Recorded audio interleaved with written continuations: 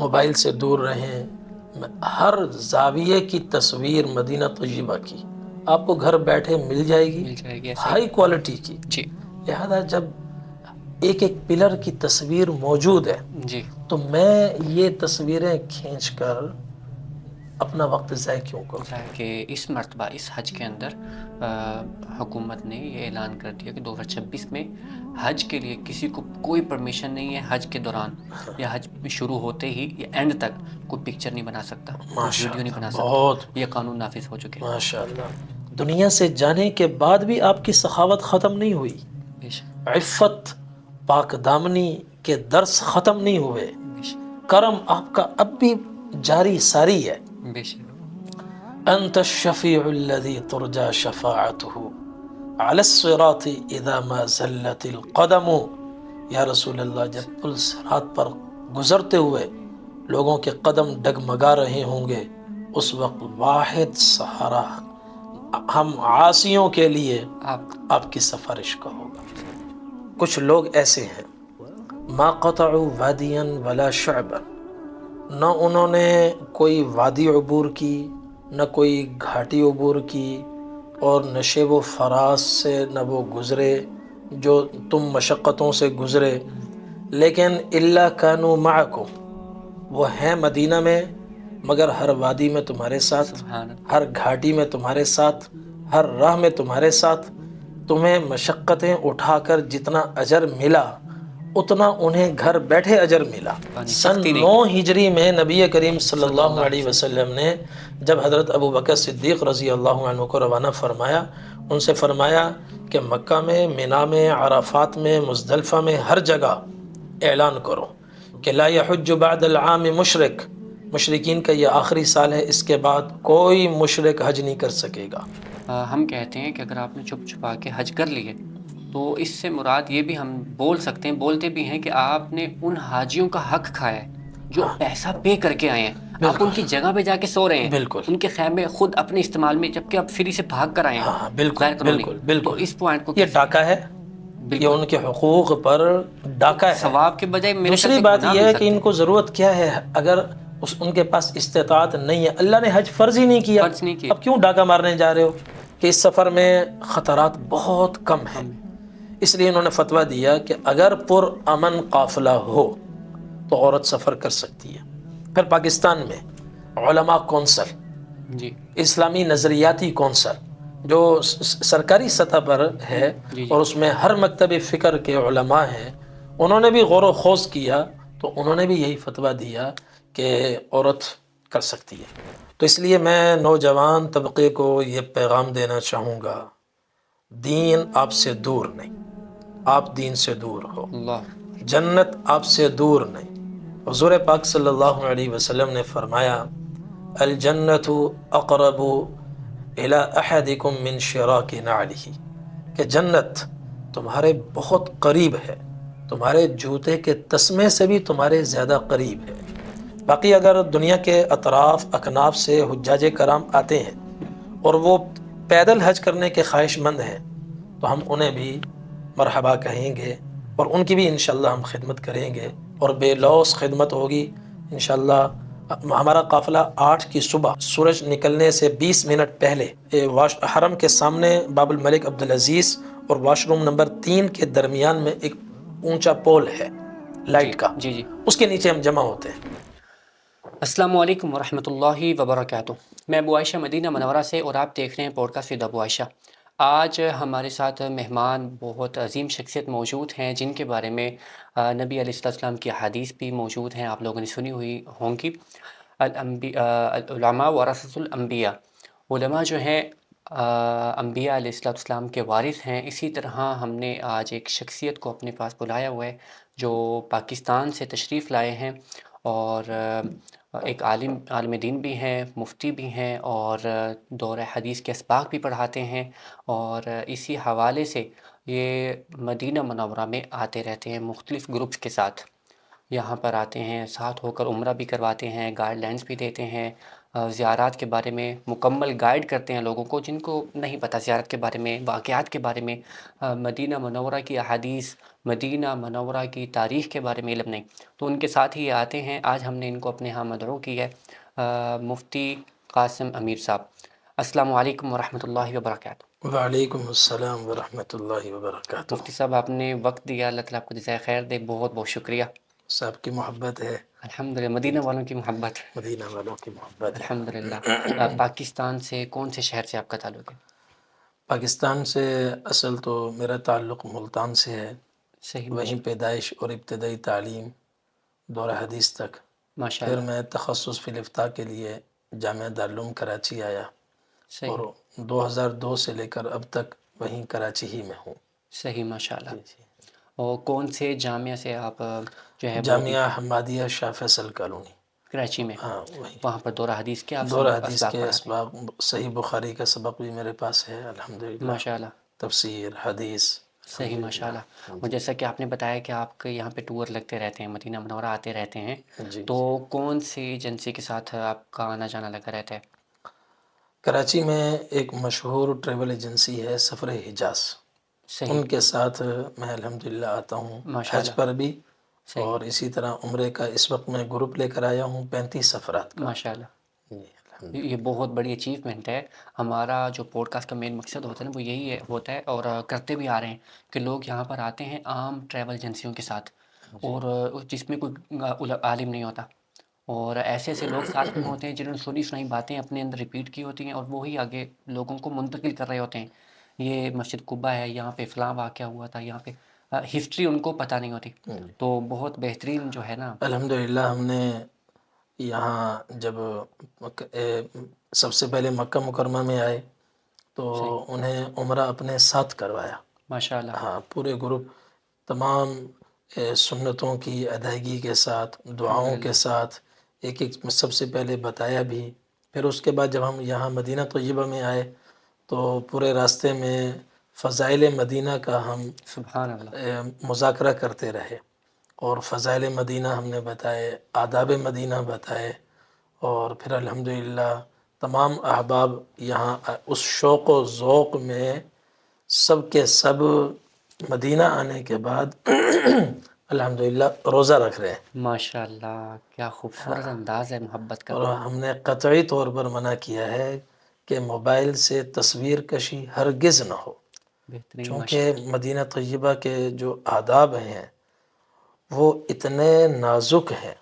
اللہ تعالیٰ قرآن کریم میں ایک آیت ہے، ارشاد فرماتے ہیں آوازیں پست رکھو، بے شک ہے، صحیح، ان تحبط اعمالکم وانتم لا تشعرون، بے شک ہے، صحیح، کہیں ایسا نہ ہو تمہارے اعمال ضائع ہو ہو جائیں بے ادبی کی وجہ سے اور تمہیں خبر تک نہ ہو، خبر تک نہ، ہم خوش ہو کر شاداں فرحاں اپنے شہر میں جائیں اور خوش فہمی میں ہوں کہ جی ہم عمرہ کرائے، زیارت کرائے، سلام پیش کرائے، اپنا بھی فلاں کا بھی، اور ادھر سارے اعمال ہماری اپنی بے ادبی کی وجہ سے اڑ چکے ہوں، ضائع ہو چکے ہوں۔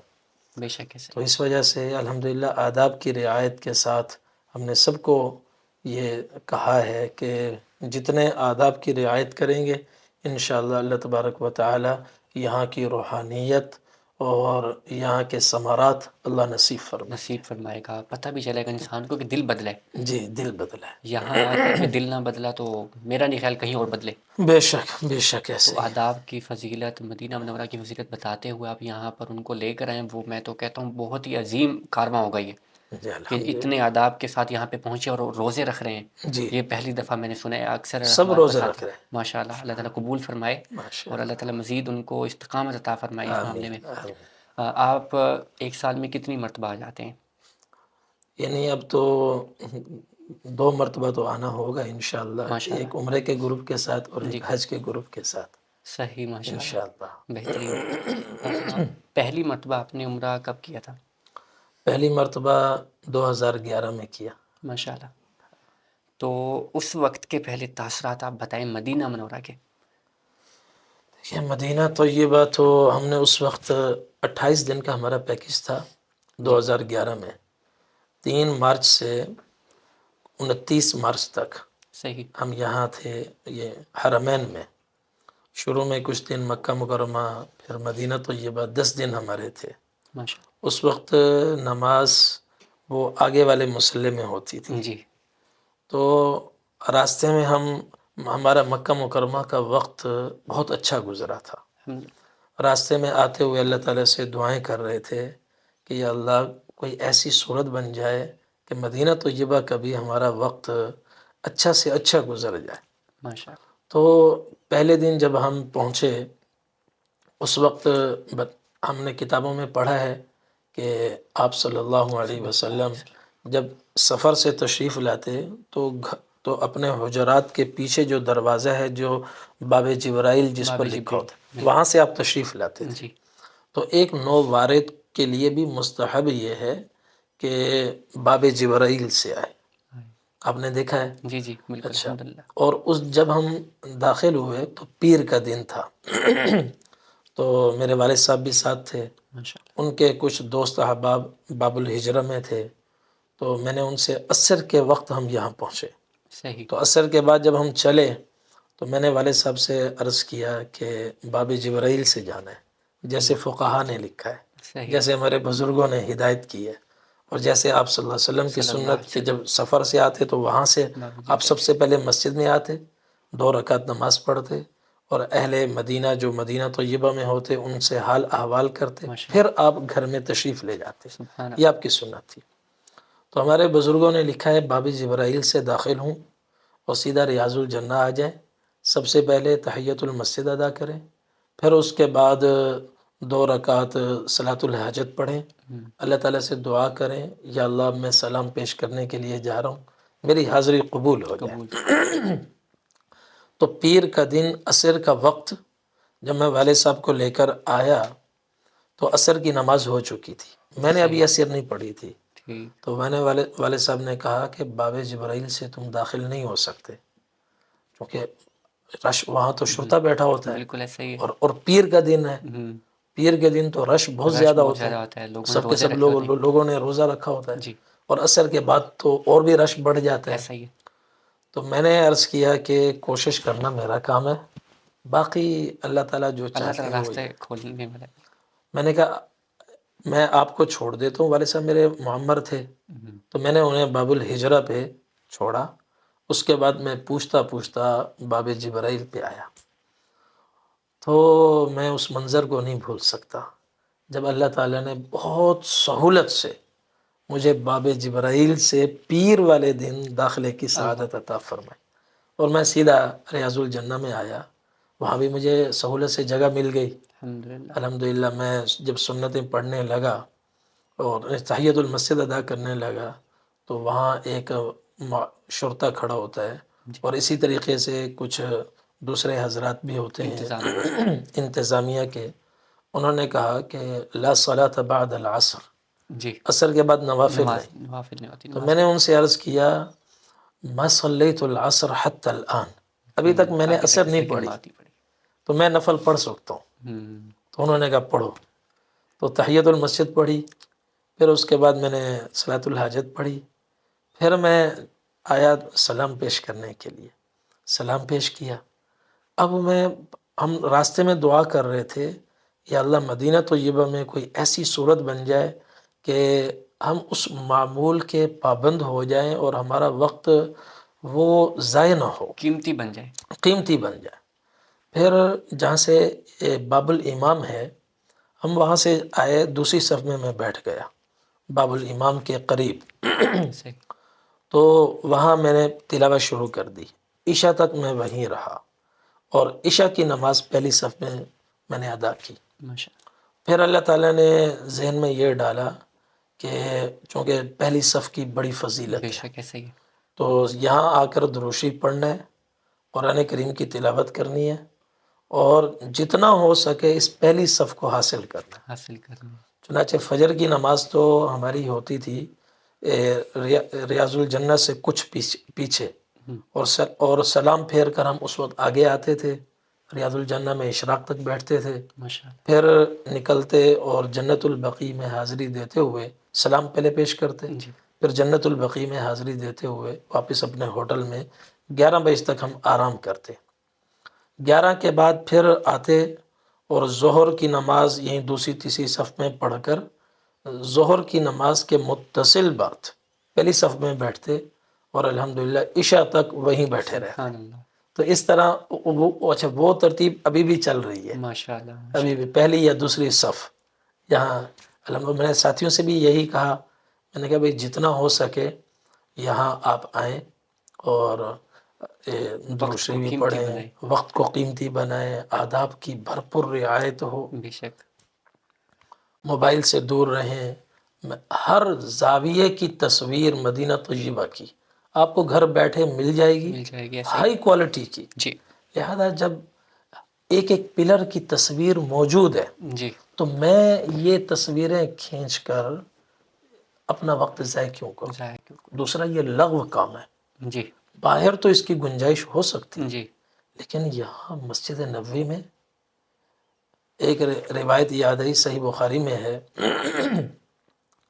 حضرت صائب بن یزید رضی اللہ عنہ فرماتے ہیں کہ میں مسجد نبوی میں بیٹھا اونگھ رہا تھا، تو بیٹھے بیٹھے اونگھ آ جاتی ہے، جی تو کسی صاحب نے مجھے میری طرف کنکری پھینکی مجھے اٹھانے کے لیے، متوجہ کرنے کے لیے۔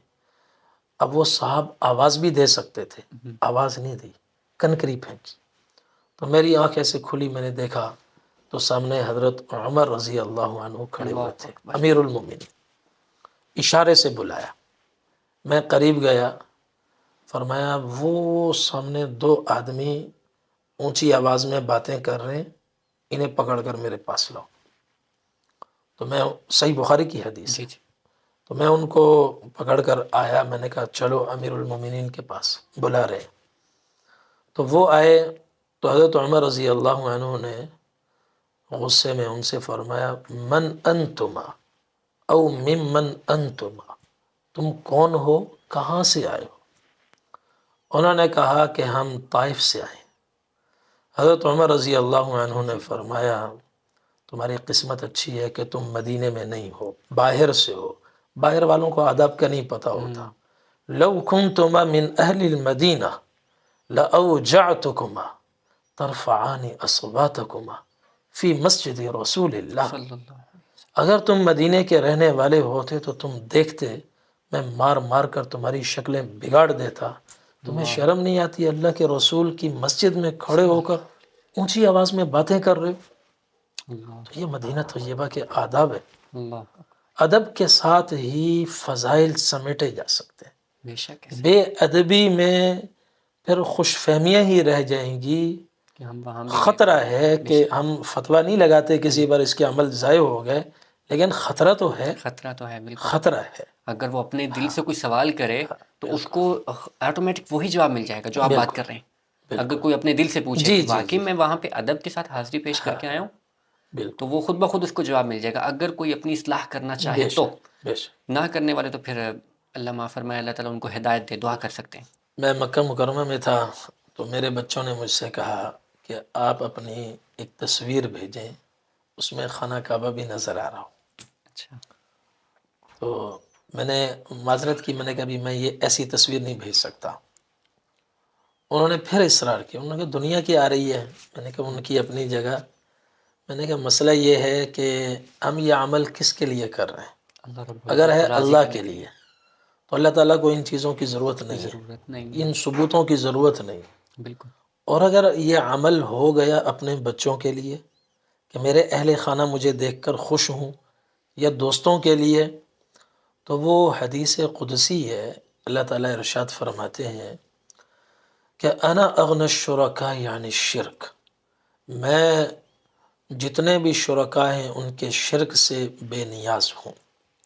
جس عمل میں میرے ساتھ کوئی دوسرا شریک ہو گیا کہ اللہ بھی راضی ہو، عمل تو ہو رہا ہے اللہ کے لیے، مگر تھوڑے میرے دوست بھی خوش ہو جائیں، میرے بچے بھی خوش ہو جائیں، اللہ تعالیٰ فرماتے ہیں ترکتہ وشرکہ، میں اس بندے کو بھی چھوڑ دیتا ہوں اور اس کے شرکت والے عمل کو بھی چھوڑ دیتا ہوں۔ اللہ، تو اللہ تعالیٰ کے لیے کہ ہاں یہ عمل قبول نہیں۔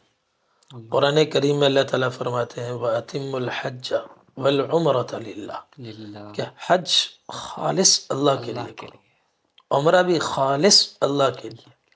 جہاں حج کی فرضیت کو بیان کیا تو اللہ تعالیٰ نے وہاں عجب انداز اختیار فرمایا۔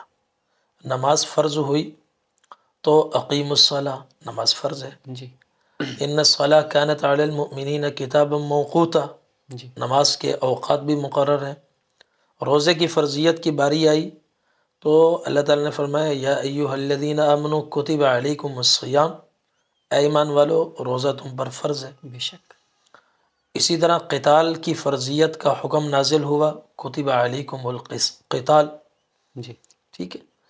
اب جب حج کی فرضیت کا حکم اللہ کی طرف سے آیا تو ہونا یہ چاہیے تھا، ان تعبیرات کی روشنی میں تعبیر یوں ہونی چاہیے تھی، یا ایہا الذین آمنوا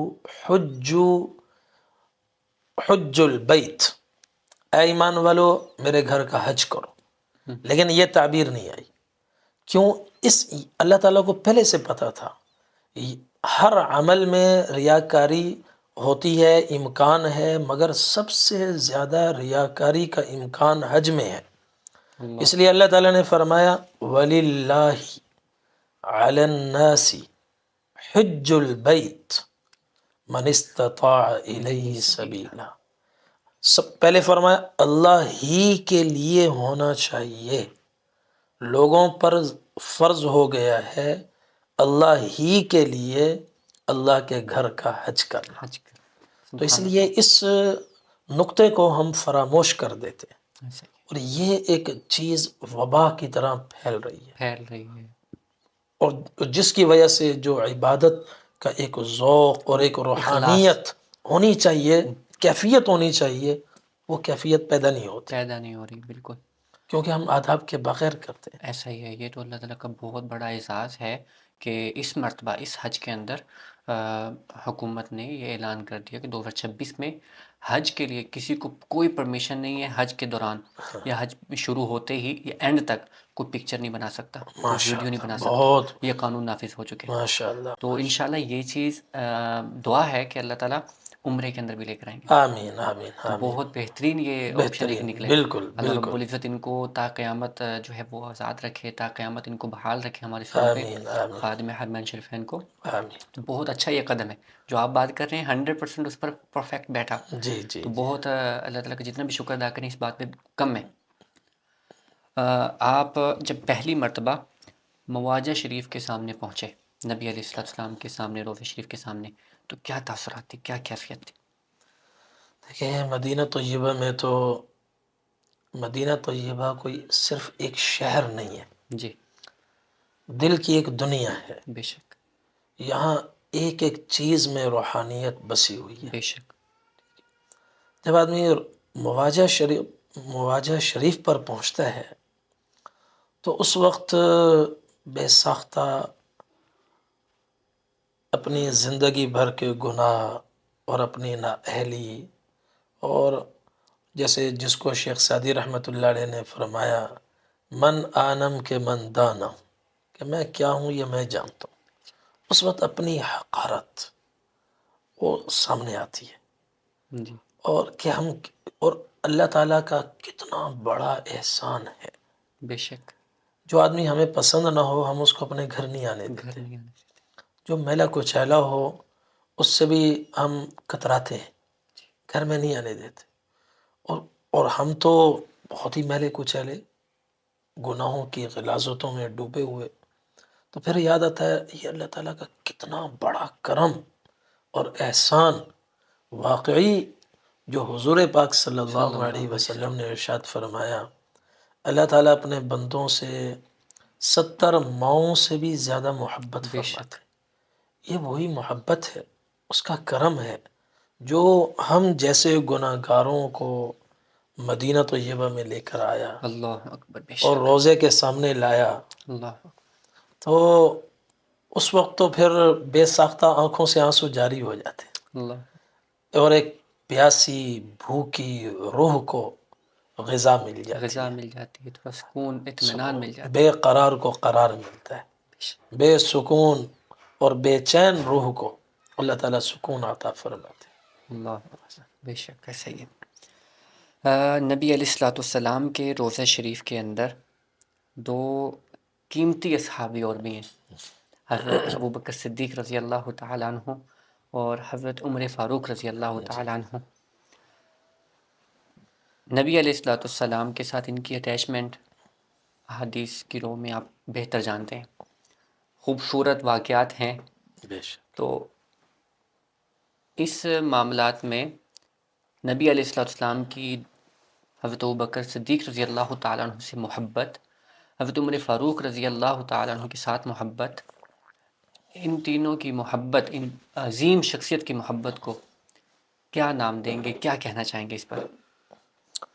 دیکھیں، حدیث شریف میں ہے المرء مع من احب، انسان اسی کے ساتھ دنیا آخرت میں رہتا ہے جس سے اس کو سچی محبت ہوتی ہے۔ محبت ہوتی ہے۔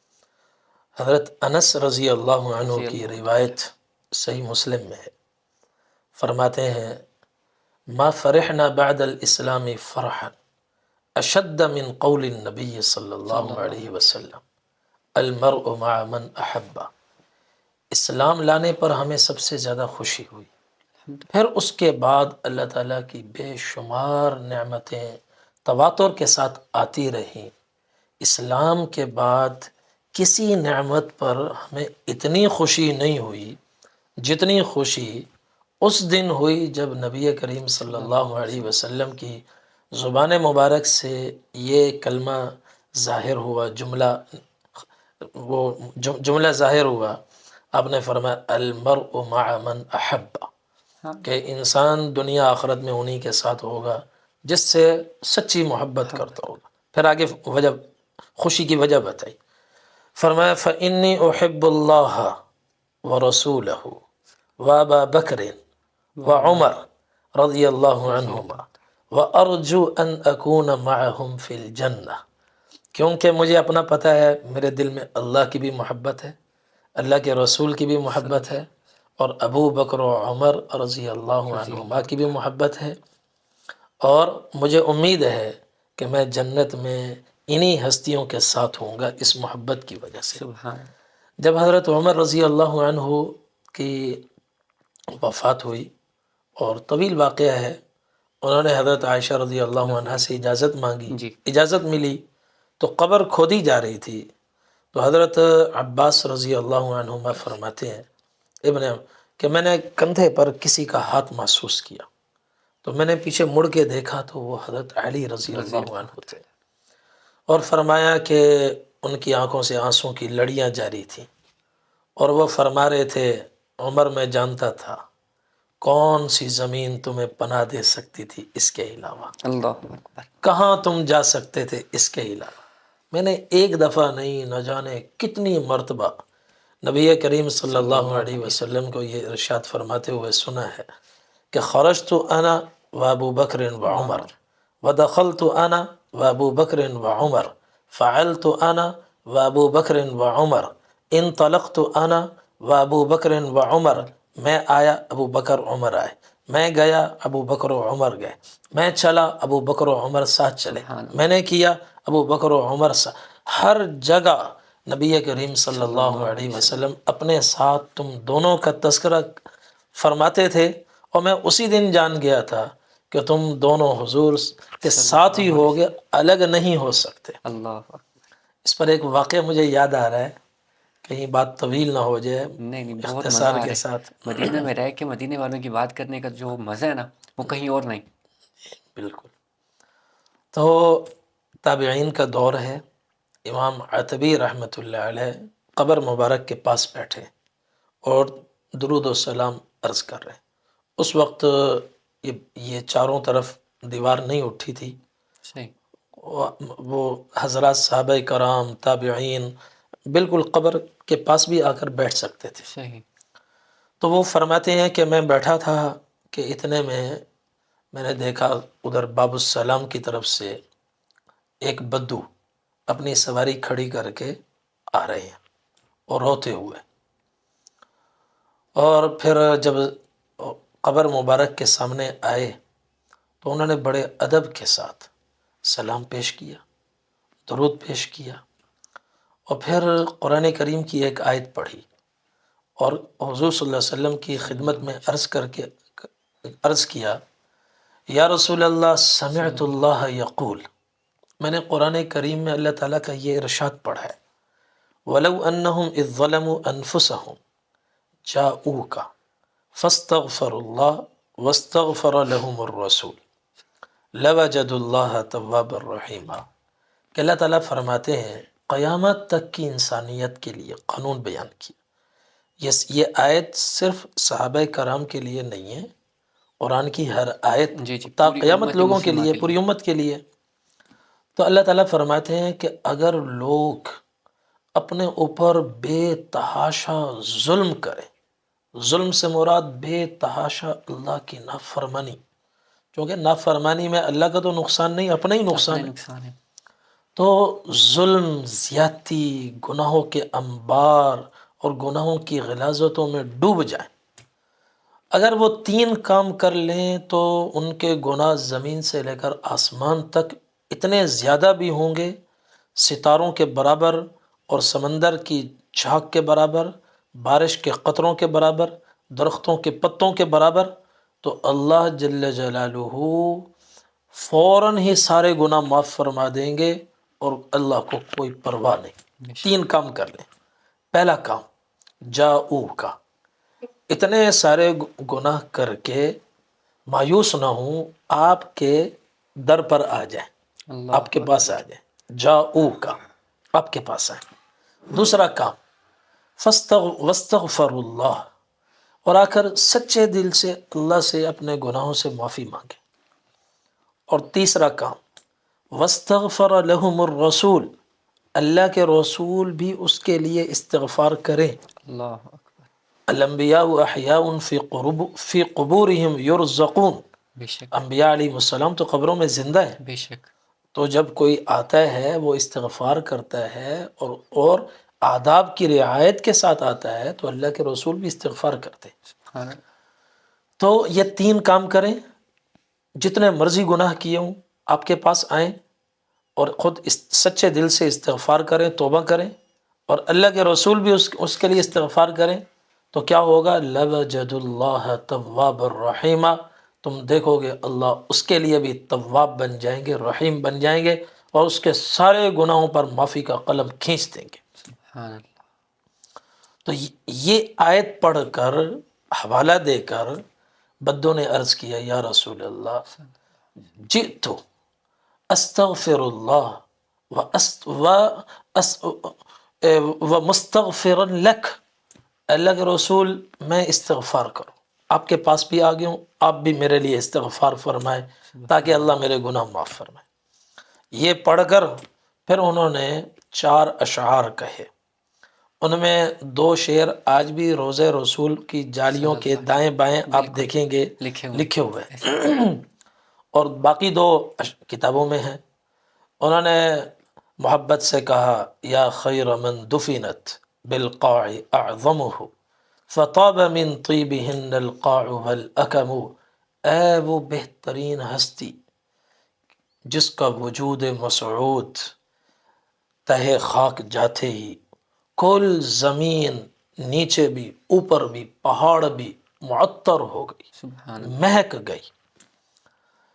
فطاب من طیبہن القاع والاکم نفس الفداء لقبر انت ساکنہ فیہ العفاف وفیہ الجود والکرم، میری جان قربان ہو جائے اس قبر پر جس میں آپ آرام فرما ہے۔ سبحان پھر اللہ، کہا، یا رسول اللہ، دوسرا مصرع، دنیا سے جانے کے بعد بھی آپ کی سخاوت ختم نہیں ہوئی، بے شک عفت، پاک دامنی کے درس ختم نہیں ہوئے، بے شک کرم آپ کا اب بھی جاری ساری ہے۔ بے شک، انت الشفیع الذی ترجى شفاعته علی الصراط اذا ما زلت القدم، یا رسول اللہ جب پل صراط پر گزرتے ہوئے لوگوں کے قدم ڈگمگا رہے ہوں گے، اس وقت واحد سہارا ہم عاصیوں کے لیے آپ کی سفارش کا ہوگا۔ سبحان یا رسول اللہ ضرور آپ ہماری سفارش فرمائیں۔ سبحان آخری مصرع جو آپ پوچھ رہے تھے ان اصحاب کے بارے میں، کہا آخری شعر چوتھا، فصاحباک فلا انساہما ابدا من السلام علیکم ما جر القلم۔ یا رسول اللہ، یہ آپ کے دو ساتھی جو آپ کے ساتھ آرام فرما ہیں، ان کا احسان بھی ہم نہیں بھول سکتے، بے شک، لہذا ہماری دعا ہے جب تک قلم چلتے رہے، تقدیر کے قلم، لکھنے والوں کے قلم، شعراء کے، ادباء کے اور علماء کے، صحافیوں کے، جب تک قلم چل رہے ہوں اس وقت تک ان کو ہمارا سلام پہنچتا رہے، یعنی آمین، تا قیامت ہمارا سبحان سلام ان کو پہنچتا رہے۔ یہ کہہ کر پھر وہ الٹے پاؤں وہ ندامت کے آنسو بہاتے ہوئے رخصت ہوئے، تو سواری پہ سوار ہوئے گئے، تو ادھر امام معتبی رحمۃ اللہ علیہ فرماتے ہیں بیٹھے بیٹھے اونگ آئی، اور اونگ میں نبی کریم صلی اللہ علیہ وسلم کی زیارت ہوئی۔ آپ نے فرمایا عتبی آنکھیں کھولو، ادرک الاعرابی، دوڑو اعرابی کو پکڑو، اس کو جا کر خوشخبری سناؤ، اللہ تعالیٰ نے میرے استغفار کی برکت سے اس کے سارے گناہ معاف فرما دیے۔ سبحان یہ حضرات صحابہ کرام کی سچی محبت تھی۔ اگر اللہ، ہماری بھی سچی محبت ہوگی، اور سچی محبت کا پتہ ترجیحات سے چلتا ہے، بے شک، ٹھیک ہے نا، ترجیحات سے چلتا ہے تو، اور طریقوں کو اپنانے سے چلتا ہے۔ ہر آدمی خود فیصلہ کرے کہ میری محبت کس درجے کی ہے۔ جب سچی محبت ہوگی، عشق ہوگا، تو اللہ تبارک و تعالی ہمارا حشر نبی کریم صلی اللہ علیہ وسلم حضرات صحابہ کرام کے ساتھ فرمائیں گے۔ آمین انشاءاللہ۔ مفتی صاحب، جو آپ نے ابھی اشعار سنائے ہیں، اس کا مکمل واقعہ آج ہم نے پہلی مرتبہ آپ سے سنا ہے۔ اشعار پہلے سے بھی سنے ہوئے ہیں، پڑھے ہوئے بھی ہیں، الحمدللہ آنا جانا لگا رہتا ہے، اللہ تعالیٰ کا بہت شکر ہے، فضل ہے کہ جاتے ہیں، پڑھے بھی وہ ہیں۔ جو ستون ہیں ان پر پڑھے ہیں جی آپ نے؟ جی، اشعار پڑھے ہوئے ہیں، جی اور یہاں تک سنا ہوا ہے کہ ایک بدو صحابی جو ہیں ان کے اشعار ہیں، یہ ان کے اشعار ہیں نبی علیہ السلام کی محبت سے وابستہ، جی، لیکن واقعہ جو ہے یہ پہلی مرتبہ میں نے یہ سنا، بہت مزہ آیا سن کے یہ۔ اس کے ساتھ ہی میرا اگلا یہ سوال ہے۔ واقعہ تفسیر ابن کثیر میں ہے، ماشاء اللہ، سورۃ النساء کی یہ آیت ہے نا، وَلَوْ أَنَّهُمْ إِذ ظَلَمُوا أَنفُسَهُمْ جی جی، جَاءُوكَ فَاسْتَغْفَرُوا اللَّهَ وَاسْتَغْفَرَ لَهُمُ الرَّسُولُ لَوَجَدُوا اللَّهَ تَوَّابًا تواب رَحِيمًا۔ الرحیم، اس میں تفسیر ابن کثیر آپ کھولیں گے، جی جی، اس آیت کے تحت تفسیر پڑھیں گے تو اس کے ذیل میں یہ واقعہ بھی موجود ہے۔ ماشاء اللہ، ماشاء اللہ۔ اس کے ساتھ نبی کریم صلی اللہ علیہ وآلہ وسلم کی زندگی مبارک کا کون سا ایسا پہلو ہے جو آپ کو متاثر کر گیا ہو؟ کوئی آپ صلی اللہ علیہ صلی اللہ علیہ وسلم کی وسلم، زندگی کا ہر پہلو، ہر صبح، ہر شام، ہر دوپہر، ہر قدم انسان کو متاثر کرتا ہے۔ بے شک، الحمدللہ، جن کے دلوں میں سلامتی ہوتی ہے، انصاف ہوتا ہے، جی جی، تو حضرت عبداللہ بن سلام رضی اللہ رضی عنہ اللہ تعالی، پہلی جب نظر پڑی، وہ خود فرماتے ہیں عرفت انہ لیس بوجہ کذاب، پہلی نظر، حالانکہ یہودی تھے، یہودی کتنے شدید ہوتے ہیں، جب آواز، آپ اونٹنی پہ سوار تھے اور شور ہوا کہ وہ رسول آ گیا، رسول آ گیا، صلی اللہ علیہ اندر بیٹھے کچھ کام کر رہے تھے، دوڑ کر آئے، اور آپ صلی اللہ علیہ وسلم کے وسلم، ابھی نہ کچھ سنا، نہ کوئی واز سنا، نہ کوئی نصیحت سنی، نہ بات ہوئی، نہ کوئی لمبی مجلس ہوئی، نہ کوئی لمبی اپنے اسلام نشست ہوئی، قبول نہیں کیا، کچھ نہیں، آپ خاموش ہیں، اونٹنی چلی جا رہی ہے اور لوگوں کا ہجوم ہے، اور دور کھڑے ہوئے ان کی نظر پڑی چہرہ انور پر، ان کا دل بولا کہ یہ جھوٹے کا چہرہ نہیں ہو سکتا۔ اللہ اس وقت اکبر، چونکہ پروپیگنڈا بھی ہو رہا تھا نا، جی جی انہوں بالکل، نے کہا وہ سب پروپیگنڈا ہے، یہ سچے رسول ہے۔ سبحان پھر اللہ، فرمانے لگے، میں متوجہ ہو گیا کہ نبی کریم صلی اللہ علیہ صلی اللہ وسلم علیہ سب سے پہلی بات کیا ارشاد فرماتے، تو اونٹنی چلتے چلتے جہاں رکی اور مجمع سامنے آ گیا، تو ورود مدینہ کے بعد سب سے پہلا خطبہ جو نبی کریم صلی اللہ علیہ وسلم نے ارشاد فرمایا، یا ایھا الناس، یا ایھا الناس افشوا السلام وصلوا الارحام وَأَطْعِمُوا الطَّعَامَ عام وَصَلُّوا بِاللَّيْلِ وَالنَّاسُ نِيَامٌ تَدْخُلُوا الْجَنَّةَ بِسَلَام۔ اے لوگو سلام عام کرو، اپنے رشتوں کو جوڑو، توڑو مت، اور بھوکوں کو مہمان نوازی بھی کرو، بھوکوں کو بھی کھانا کھلاؤ، اور جب لوگ راتوں کو سوئے ہوں اس وقت اٹھ کر اللہ اللہ کرو، اللہ کو یاد کرو، نماز پڑھو، تم سلامتی کے ساتھ جنت میں داخل ہو جاؤ گے۔ سبحان اللہ۔ تو ایک نظر دیکھ کر اسلام لائے۔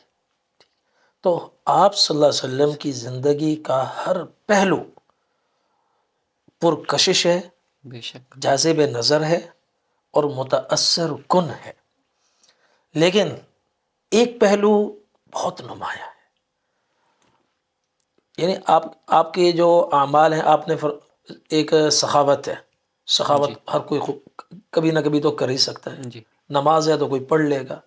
کچھ وہ پہلو بھی ہیں جن کو بجا لانا بڑے دل گردے کا کام ہے۔ اس میں ایک سیرت کا پہلو ہے، مکہ مکرمہ فتح ہوا، 8 سال تک جن کفار نے نیندیں اڑا دی اللہ اور جان کے دشمن ہو گئے، حرم چھڑوا دیا، اللہ کا گھر جب آپ چھوڑ کر جا رہے تھے، خانہ کعبہ کو دیکھ رہے تھے، اور بڑی آنکھوں میں آنسو تھے، حسرت تھی، اور اب یہ تھا کہ پتہ نہیں پھر کبھی آنا ہوگا کہ نہیں آنا ہوگا، اس پر اللہ نے تسلی دی، قرآن کی یہ آیت نازل ہوئی، ان الذی فرض علیک القرآن لرادک الی معاد، جس ہستی نے آپ پر قرآن اتارا ہے وہ آپ سے وعدہ کرتی ہے دوبارہ لائے کیا۔ تو جن کی وجہ سے بدر کا میدان گرم ہوا، جن کی وجہ سے احد میں 70 شہید ہوئے، اللہ اکبر آپ کے چچا شہید ہوئے، اللہ جن کی 70 مرتبہ آپ نے نماز جنازہ پڑھائی، اور جن کی وجہ سے احزاب چاروں طرف سے غزوہ خندق خندق کہ مدینے کی زمین دہل گئی، اور خود قرآن میں وَبَلَغَتِ الْقُلُوبُ الْحَنَاجِرَ، طرح طرح اور کلیجے اچھل اچھل کر منہ کو آ رہے تھے، یہ انہی کی وجہ سے تھی۔ آج 8 برس کے بعد وہی لوگ جب سامنے ہیں، اور آپ کعبۃ اللہ کے میں سب سے پہلے تشریف لائے، چابی منگوائی، اندر دروازہ کھلوایا، آپ نے نماز ادا فرمائی، دعائیں کی، پھر باہر آئے، سارے کھڑے ہوئے مجرم۔ تو اس اب ہونا یہ چاہیے تھا، حکم ہوتا ان سب کی گردنیں اڑا دو، جبکہ صحابہ کرام بھی اسی فرمان کے انتظار میں تھے۔ انتظار میں تھے۔ آپ نے باہر نکل کر ارشاد فرمایا، یا ایھا الناس ما ترون انی فاعل بکم، اے لوگو بولو کیا خیال ہے تمہارا، اب میں تمہارے ساتھ کیا برتاؤ کروں گا؟ تو انہوں نے کہا خیرا، خیر ابن، ہم پر امید ہیں، کسی اور کے ساتھ ہمارا واسطہ نہیں ہے، کوئی اور ہوتا تو ہماری گردنیں کب کا اڑا چکا اڑ ہوتا، چکے تھے۔ اڑ چکی ہوتی۔ تو ہمیں امید ہے، ہمیں اچھے کی امید ہے، آپ ہمارے ساتھ خیر والا معاملہ فرمائیں گے۔ تو نبی کریم صلی اللہ علیہ وسلم نے ارشاد فرمایا، آج میں تم سے وہی کہتا ہوں جو میرے بھائی یوسف نے اپنے 11 بھائیوں سے کہا تھا، اللہ لا اکبر۔ تثریب علیکم اليوم یغفر اللہ لکم، کہ آج تم پر کوئی الزام نہیں، اللہ تمہیں معاف فرمائے۔ پھر آپ نے فرمایا اذهبوا وانتم الطلقاء، جاؤ تم سب آزاد ہو۔ اب آپ یہ بتائیں اس پر عمل کون کر سکتا ہے؟ بہت مشکل ہے، ہمارے اندر صبر نہیں، ناممکن ہے یہ بلکہ۔ سیخ پا ہو جاتے ہیں بات بات پر۔ تو حضور صلی اللہ علیہ وسلم کا سب سے جو متاثر کن گوشہ سیرت ہے وہ حلم ہے، عفو درگزر ہے۔ عبداللہ بن سلام مدینہ طیبہ میں جب آپ تشریف لائے، پہلے دن سے لے کر 9 ہجری تک، عبداللہ بن ابی بن سلول جب آپ مدینہ میں تشریف لائے، پہلے دن سے لے کر 9 ہجری تک، جب تک اس بدبخت کی موت واقع نہیں ہوئی، اس نے کوئی موقع جانے نہیں دیا بالکل ایسا ہی آپ صلی اللہ علیہ وسلم کو صلی اللہ تکلیف علیہ وسلم۔ پہنچانے کا، صحابہ کرام میں تفریقہ ڈالنے کا ایسے ہی سن 6 ہجری غزوہ بنی المصطلق، اس میں صحابہ کے ساتھ یہ بھی گیا تھا، یہ تو اس موقع میں ہوتے تھے کوئی موقع ملے گا ہم آگ لگا دیں گے، بالکل چنانچہ وہاں انہوں نے آگ لگائی اور انصار و مہاجرین قریب تھا کہ گتھم گتھا ہو جاتے اور لاشیں گر جاتی۔ عین وقت پر نبی کریم صلی اللہ علیہ وسلم تشریف لائے، آپ نے فرمایا یہ کیا جاہلیت کے نعرے لگا رہے ہو؟ انصار کہہ رہے ہیں یا معاشر الانصار، مہاجر کہہ رہے ہیں یا للمہاجرین، ادھر آ جاؤ ادھر آ جاؤ۔ یہ آگ اس نے لگائی تھی۔ پوری سورہ منافقون اللہ تعالیٰ نے نازل فرمائی اس پر۔ تو سن 9 ہجری میں جب موت واقع ہوئی تو ان کے بیٹے پکے مسلمان تھے مسلمان تھے، بالکل اور مخلص تھے۔ بے شک۔ حباب ان کا نام تھا شروع میں، جو باپ نے رکھا تھا۔ حضور کے پاس آئے، آپ نے فرمایا کیا نام ہے؟ کہا جی حباب۔ انہوں نے نہیں، یہ تو شیطان کا نام ہے، تمہارا نام عبداللہ ہے۔ تو آپ نے اس کے والد کا نام بدل کر عبداللہ نام رکھا۔ وہ حاضر خدمت ہوئے، یا رسول اللہ آپ میرے والد کا نماز جنازہ پڑھیں۔ آپ نے فرمایا حاضر۔ اللہ اکبر۔ عرض کیا آپ اپنا کرتا بھی عنایت فرمائیں۔ آپ نے فرمایا حاضر۔ عرض کیا آپ اپنا لعاب میرے والد کے منہ میں ڈالیں۔ آپ نے فرمایا یہ درخواست بھی قبول ہے۔ جب جنازہ تیار ہوا چلے تو حضرت عمر رضی اللہ عنہ آ گئے۔ عرض کیا یا رسول اللہ یہ تو منافق ہے، اس کے نفاق میں کوئی شک نہیں ہے، ایک سیدھے سادے مسلمان کو بھی پتہ ہے کہ یہ منافق ہے، پورا مدینہ جانتے ہیں۔ پورا مدینہ جانتا ہے، اور فلاں موقع پر اس نے یہ کہا، فلاں موقع پر یہ کیا، فلاں ایک ایک پوری تاریخ انہوں نے دہرا دی۔ آپ صلی اللہ علیہ وسلم خاموش اور چلے جا رہے ہیں۔ پھر عرض کہ یا رسول اللہ تعالیٰ نے سورہ منافقون میں یہ ارشاد فرمایا ہے استغفر لہم او لا تستغفر لہم ان تستغفر لہم 70 مرۃ فلن یغفر اللہ لہم۔ آپ ان کے لیے استغفار کریں نہ کریں برابر ہے، 70 بار بھی آپ استغفار کریں گے تو میں ان کو معاف نہیں کروں گا۔ حضور پاک صلی اللہ علیہ وسلم نے اس پر ارشاد فرمایا اللہ نے 70 تک کی بات کی ہے، اگر وَسَأَزِيدُ عَلَى السَّبْعِينَ میں 70 سے زیادہ بار استغفار کروں گا، ہو سکتا ہے بخشش ہو جائے۔ اللہ۔ تو حضرت عمر حضور کے کپڑے پکڑ کر کھڑے ہو گئے، آپ نے چھوڑائے کپڑے اور آپ تشریف لے گئے، نماز جنازہ پڑھائی اور پھر کرتا بھی دیا اور لعاب دہن بھی منہ میں ڈالا، اور جب سب ہو گیا اور مٹی ڈل گئی تو پھر جبرائیل علیہ السلام قرآن کی آیت لے کر آئے وَلَا تُصَلِّ عَلَىٰ أَحَدٍ مِّنْهُمْ مَاتَ أَبَدًا وَلَا تَقُمْ عَلَىٰ قَبْرِهِ، کہ آج تو آپ نے پڑھا لیا، آج کے بعد کسی کافر منافق کا آپ جنازہ نہیں پڑھا سکتے۔ یہ سیرت طیبہ کا وہ پہلو ہے۔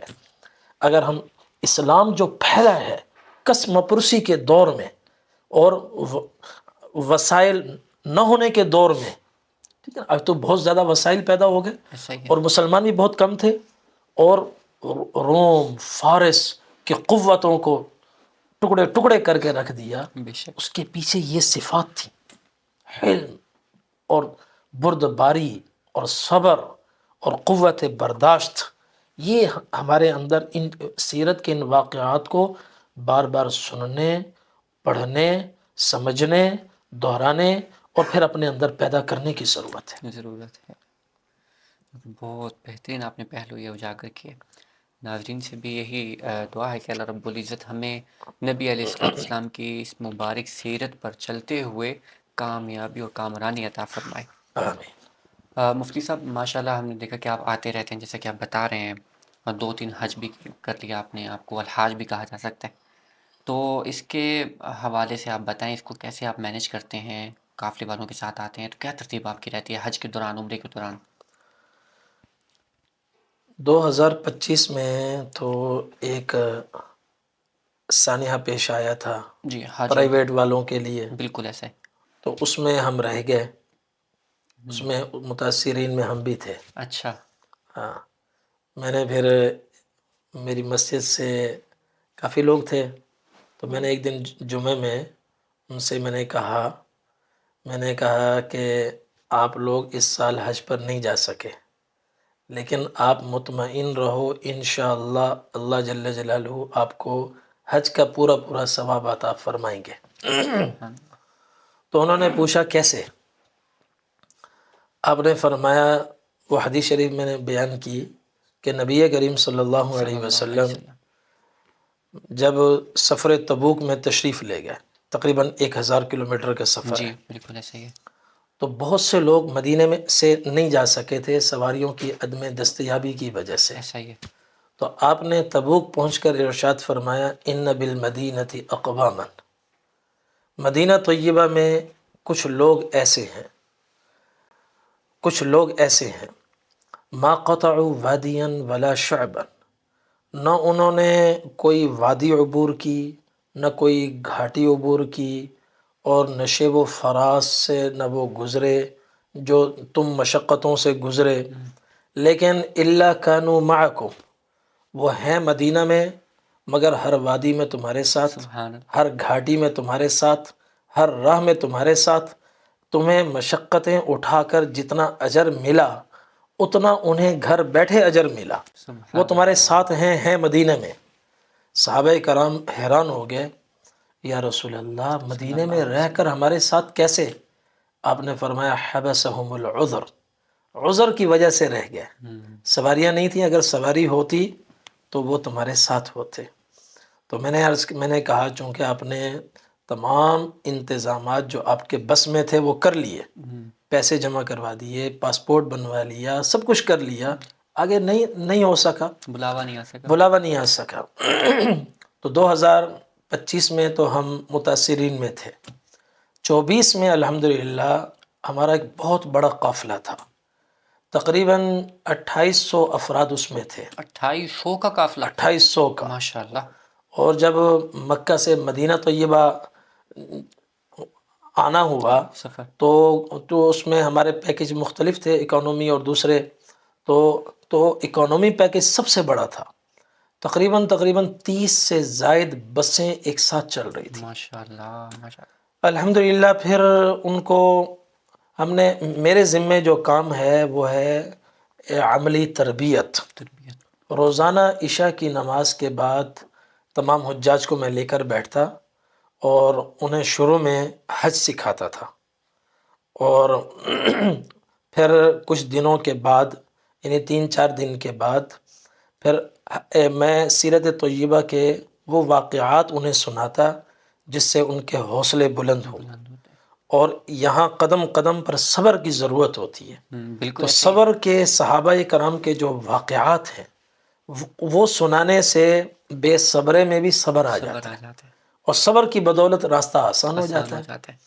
اور پھر اخیر میں روزانہ تقریباً 10 سے 15 منٹ میں ایک حاجی سے سنتا تھا کہ بھئی 8 کو کیا کریں گے، 9 کو کیا کریں گے، 10 کو پہلا کام، دوسرا کام، تیسرا کام، 11 کو کیا کرنا ہے، 12 کو، 13 کو، یہ سب سنتا تھا۔ چنانچہ ہمارے قافلے میں سہراب گوٹھ کے کچھ ایسے لوگ بھی تھے جو ریڑھی لگاتے تھے وہاں، اچھا ماشاء ہاں، اللہ۔ اور بالکل بھٹیوں میں کام کرتے تھے۔ اللہ اکبر۔ حج سے پہلے الحمدللہ پورا حج انہیں ازبر ہو گیا تھا، سبحان اللہ۔ اور ایسا ازبر ہو گیا تھا کہ وہ ایک قافلے کی قیادت کر سکتے تھے۔ ماشاء اللہ۔ پھر میں نے اس میں ترغیب دی پیدل حج کی، اور اس میں بڑے فضائل میں نے سنائے۔ اس میں ایک فضیلت یہ سنائی کہ سنن ابن ماجہ کی حدیث ہے کہ انبیاء علیہم السلام اپنے اپنے ملکوں سے چلتے حج ادا کرنے کے لیے، اور جب حدود حرم میں داخل ہوتے تو یقضون المناسک حفاتاً و ماشیا، سواریوں سے نیچے اتر آتے اور پاؤں سے جوتے بھی نکال دیتے، برہنہ پیر پیدل پورا حج کرتے تھے۔ سبحان اللہ۔ حضرت عبداللہ بن عباس رضی اللہ رضی اللہ عنہما تعالی۔ وفات کے وقت حسرت کر رہے تھے، اپنے بچوں سے کہہ رہے تھے کاش میں پیدل حج کرتا۔ بچوں نے پوچھا کیوں؟ انہوں نے پیدل حج کیے لیکن تھوڑا بہت سوار بھی ہوئے، ان کی نیت یہ تھی کہ پورا حج پیدل۔ تو انہوں نے فرمایا کہ ایک ایک قدم پر پیدل والوں کو کئی لاکھ نیکیاں ملتی ہیں۔ اور پھر ایک روایت میں ہے باقی حاجیوں سے فرشتے مصافحہ کرتے ہیں، پیدل والوں سے معانقہ کرتے ہیں۔ سبحان اللہ۔ تمام انبیاء علیہ السلام نے حج پیدل کیا ہے۔ نبی کریم صلی اللہ علیہ وسلم نے آخری حج وہ سواری پہ کیا ہے۔ مکہ مکرمہ میں جب تک آپ رہے ہر سال آپ حج کرتے تھے۔ صحیح۔ آپ نے واقعات سنے ہوں گے، مینا میں آپ دعوت دیتے تھے جی تو کیسے دعوت ہوتی تھی؟ انصار مسلمان، ایک سال اتنے انصاری مسلمان ہوئے، دوسرے سال اتنے ہوئے، بالکل۔ وہ آپ حج پر تشریف لے جاتے تھے، مینا میں پھر دعوت ہوتی تھی، اللہ تعالیٰ لوگوں کے دل کھول دیتے اور وہ اس مشرب اسلام ہوتے۔ تو آپ صلی اللہ علیہ وسلم نے صرف آخری حج سواری پر اس لیے کیا کہ وہ حج قیامت تک کے لوگوں کے لیے نمونہ بننا تھا، اس لیے آپ کو چھپایا نہیں جا سکتا تھا، پیدل چلتے تو آپ چھپ جاتے، تو اللہ تعالیٰ نے حضور کو سواری پر بٹھایا اور آپ صلی اللہ علیہ وسلم ہر جگہ اعلان فرماتے، مکہ میں، مینا میں، طواف میں، سعی میں، صفا پر، مروہ پر، لِتَأْخُذُوا عَنِّي مَنَاسِكَكُمْ فَإِنِّي لَا أَدْرِي لَعَلِّي لَا أَحُجُّ بَعْدَ عَامِي هَذَا۔ مناسک حج مجھ سے سیکھ لو، دیکھ لو میں کیا کر رہا ہوں، ہو سکتا ہے یہ میری زندگی کا آخری حج ہو، اس کے بعد میں حج نہ کر سکوں۔ تو یہ مصلحت تھی، آپ سواری پہ سوار ہوئے، ورنہ سارے نبیوں نے پیدل حج کیا۔ تو جب میں نے ترغیب دی تو آپ حیران ہوں گے، 170 افراد پیدل کے لیے تیار ہو گئے۔ سبحان اللہ۔ انہوں نے کہا ہوٹل سے واپس ہوٹل آنے تک ہم پورا حج پیدل کریں گے۔ وہ ہمارے سفر حجاز کے جو ذمہ دار ہیں، میں نے ان کو بلایا، 7 کو میں نے سب پیدل والوں کو جمع کیا تھا اور ان کو میں نے ہدایات دی، پورا طریقہ کار بتایا کہ کل ہم اس طرح چلیں گے۔ تو انہوں نے یہ کہا کہ بھئی ہم نے تو گاڑیوں کا انتظام کیا ہے، وہ کہاں جائیں گی؟ میں نے کہا وہ آپ جانے، گاڑیاں جانے، یہ تو لوگ خود اپنی خوشی سے جانا چاہ رہے ہیں۔ تو ان کو ڈر تھا کہ کہیں کوئی گر نہ جائے، اس کو سنبھالنا مشکل ہوگا۔ تو انہوں نے پھر یہ اعلان کیا کہ ہوٹل سے حرم، حرم سے مینا، یہ سفر تھوڑا ہے، آپ پہلے دن اپنے آپ کو دیکھو، اگر آپ چل سکتے ہو آگے تو چلو، ورنہ مینا سے، یہاں سے مینا تک پیدل جاؤ، آگے پھر سواریوں پہ سوار ہو جاؤ۔ تو الحمدللہ 8 ذی الحجہ کی صبح 2:45 بجے ہم ہوٹل سے بیدار ہوئے اور عبیر الجمیزہ جنت المعلیٰ کے پیچھے ہمارا ہوٹل تھا، وہاں سے ہم چلے اور صبح جب ہم باب السلام میں سے داخل ہوئے تو اس وقت وہ تہجد کی اذان شروع ہوئی۔ سبحان اللہ۔ تو 1 گھنٹہ ہمیں ملا فجر کی نماز سے پہلے، ہم نے دعائیں کی، تہجد پڑھی، اللہ تعالیٰ سے آگے آسانی کی دعا مانگی۔ فجر کے بعد پھر ہم بیٹھ گئے تقریباً آدھا گھنٹہ، چونکہ سنت یہ ہے سورج نکلنے کے بعد سفر شروع کیا جائے۔ تو ہم بیٹھے رہے، دعائیں مانگتے رہے، اور پھر جب سورج نکلنے میں 20 منٹ باقی رہ گئے تو ہم سب جمع ہوئے واش روم نمبر 3 کے پاس۔ صحیح۔ وہاں سے پھر سورج، جیسے ہی سورج نکلا ہم نے گھڑی پہ دیکھا اور ہم فوراً چلے مینا کی طرف۔ تقریباً 50 منٹ میں ہمیں جمرات نظر آ گئے۔ پھر اور آگے گئے وہ مینا میں اپنے خیمے میں، تو میں نے ان کو چھوڑا، ان کو چھوڑ کر میں واپس آیا مسجد خیف میں، یہاں میں اس وقت سے اگلی صبح تک یہیں رہا۔ تو اب مجھے خطرہ تھا، ڈر تھا کہ شاید کچھ لوگ کہیں تھک نہ گئے ہوں اور کچھ کم نہ پڑ جائیں اور ٹوٹ نہ جائیں۔ تو صبح جب میں فجر پڑتے ہی میں چلا اپنے خیمے کی طرف، اور میں نے ایک گروپ بنایا تھا، اس میں نے اعلان کیا، میں نے کہا فوراً آپ ہمارے خیمے کے آگے ایک پل تھا، میں نے کہا پل کے نیچے جمع ہو جاؤ، میں آ رہا ہوں۔ تو مجھے اطلاع آئی کہ کچھ لوگ ناشتے میں مصروف ہیں۔ میں نے ان سے کہا، میں نے کہا ناشتہ چھوڑ دو، زندگی میں ایک دن ہے، ایک دن آج سب قربان کر دو، قیمتی گھڑی ہے۔ ہاں، چونکہ عرفات، یوم عرفہ ہے، یوم عرفہ۔ میں نے کہا اس کے لیے سب کچھ چھوڑا جا سکتا ہے۔ یہ جب سے ماں نے پیدا کیا اس دن سے لے کر موت تک اگر کوئی سوال کرے تمہاری زندگی کا سب سے قیمتی دن کون سا ہے، جواب ہوگا یوم عرفہ۔ یوم عرفہ۔ میں نے کہا اتنا بڑا دن ہے، اس کے لیے ناشتہ چھوڑ دینا کوئی بڑی بات نہیں ہے۔ میں نے کہا میں نے بھی نہیں کیا۔ جب میں وہاں پہنچا تو میرے ذہن میں تھا کہ کچھ 40-50 ہوں گے، باقی ٹوٹ چکے ہوں گے. تو میری حیرت کی انتہا نہ رہی جب میں نے دیکھا تقریباً 300 کے لگ بھگ لوگ وہاں جمع تھے، ماشاء اللہ. اور ایک بڑی تعداد عورتوں کی تھی. تو میں نے پوچھا، میں نے کہا بھائی یہ کیسے ہو گیا؟ انہوں نے کہا جی کل جب ہم آئے تو ہم نے کارگزاریاں سنائیں، چونکہ جب یہ حرم سے آئے نا، سرنگ کے اندر حد نگاہ تک سفید احرام میں ملبوس لوگ، اللہ اکبر. اور تلبیہ اور اس کی گونج، اس سے دل کانپتا تھا، ایک کانپتا ہے. اثر پڑتا تھا عجیب. تو پورے راستے کی پھر ایک ساتھ میں تکبیریں. تکبیریں.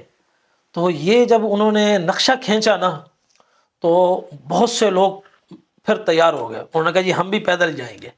حتیٰ کہ ہمارے ایک وہ مولانا صاحب تھے، مولانا محبوب صاحب، ان کی والدہ تھیں، بہت معمر بوڑھی تھیں. صحیح. ان کو میں نے دیکھا، وہ اپنی والدہ کو لیے، وہ بھی 8 کو ہمارے ساتھ نہیں تھے، آج وہ بھی تھے. ماشاء میں اللہ. نے کہا بھائی آپ تو مولوی صاحب آپ نے فضائل پڑھے ہیں، سب کچھ ہے، یہ تو بوڑھی والدہ ہیں، جی. ان کو تو کم از کم سواری پہ سوار کر دو. تو وہ کہنے لگے یہی تو مجھے کھینچ کے لے جا رہی ہے، اللہ اکبر. تو میں اس کی، میری وجہ سے یہ نہیں چل رہی، اس کی وجہ سے میں چل رہا ہوں. تو ایسے ماشاءاللہ اللہ نے. اچھا اور سناؤ.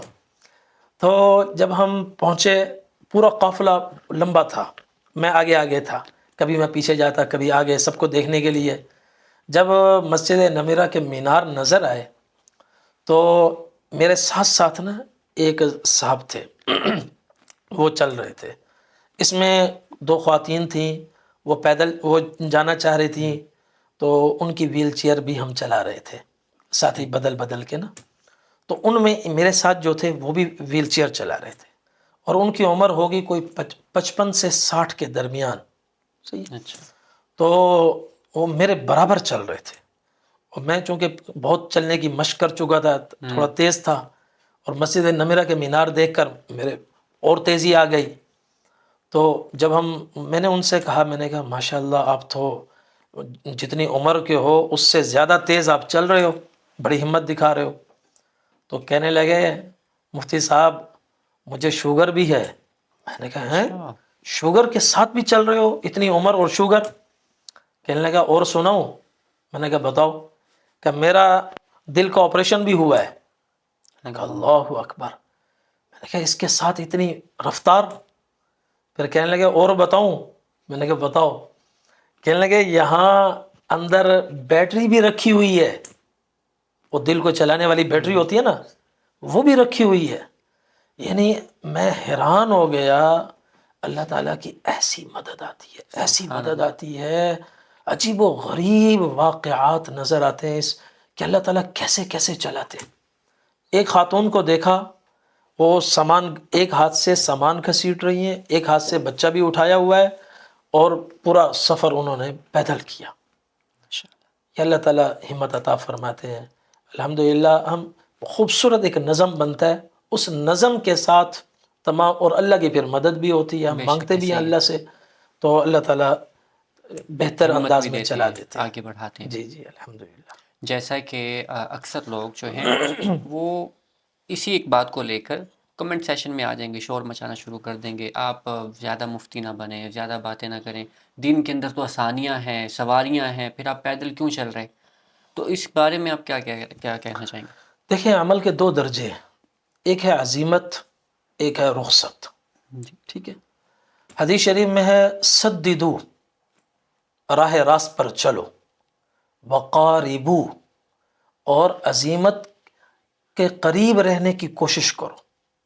ٹھیک ہے. صحیح. جو آدمی ہمیشہ رخصت نہیں، رخصت ہوتی ہے مجبوری میں یا عام حالات میں بھی رخصت پر کبھی کبھار عمل جی. کر سکتے ہیں، ورنہ حدیث شریف میں ہے کہ ایک آدمی، آپ نے فرمایا اگلی صفوں میں آؤ.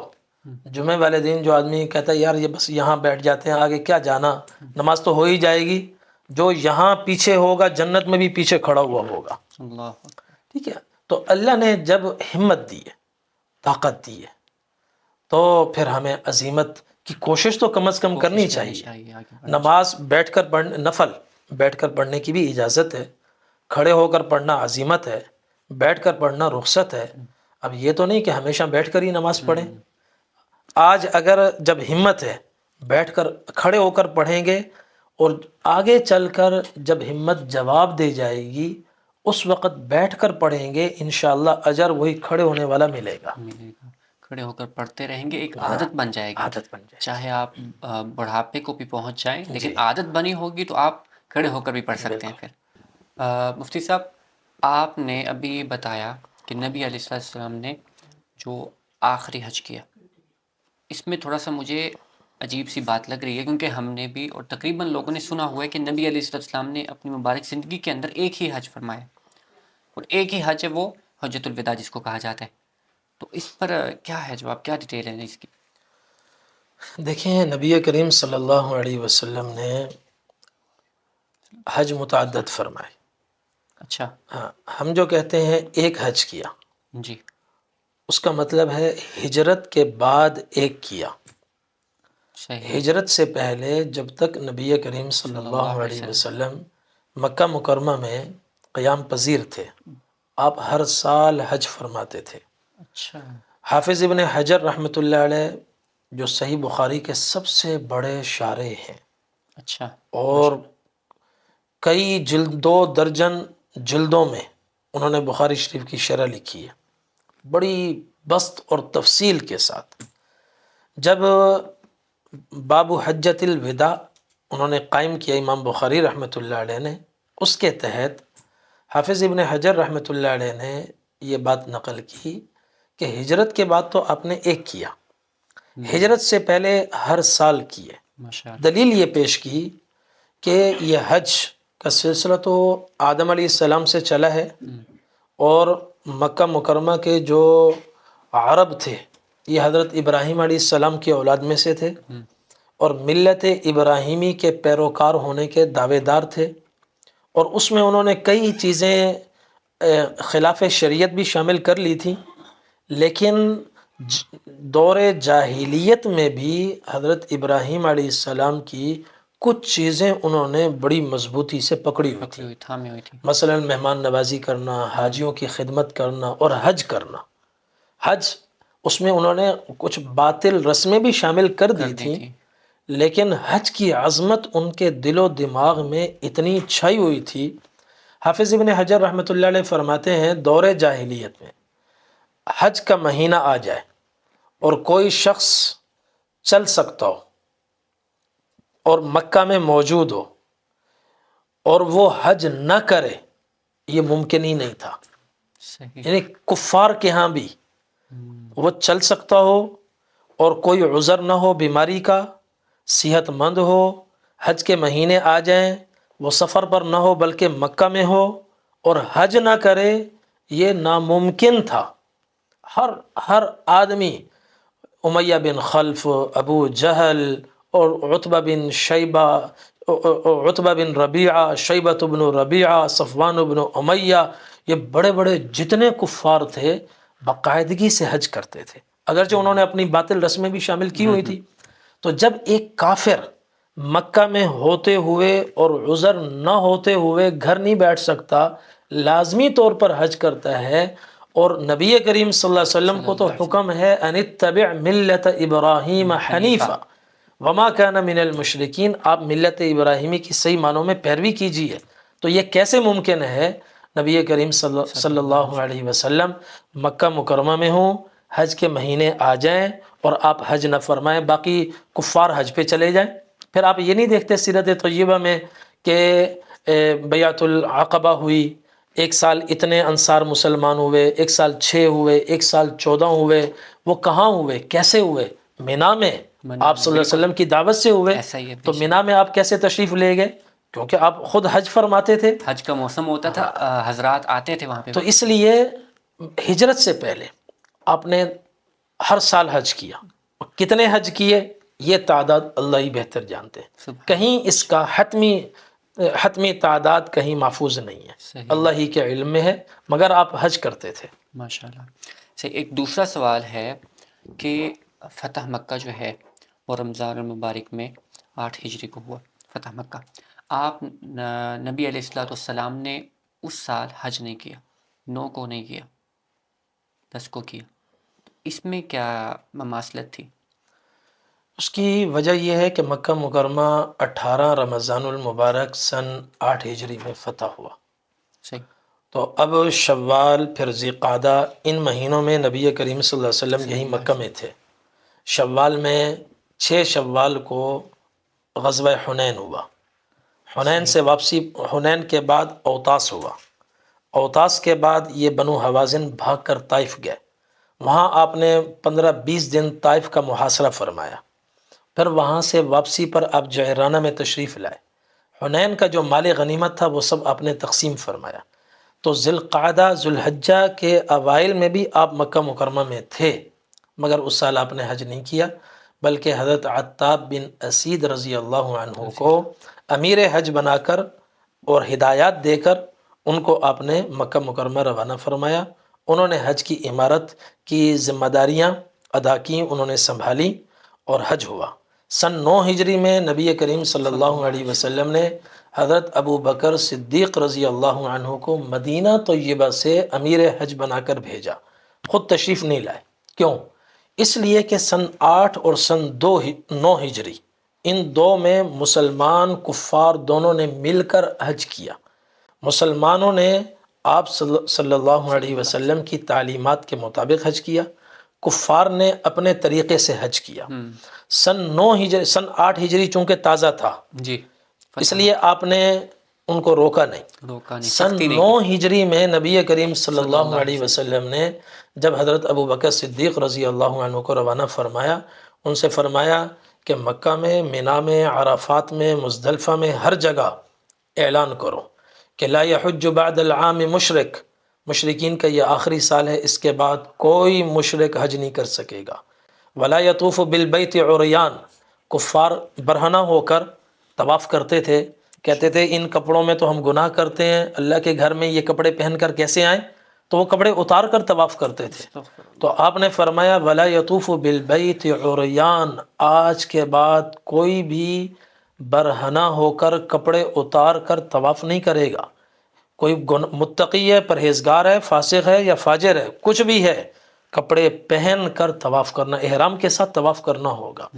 ومن كان بينه وبين رسول الله صلی اللہ علیہ وسلم عہد فمدته الى عہدہ.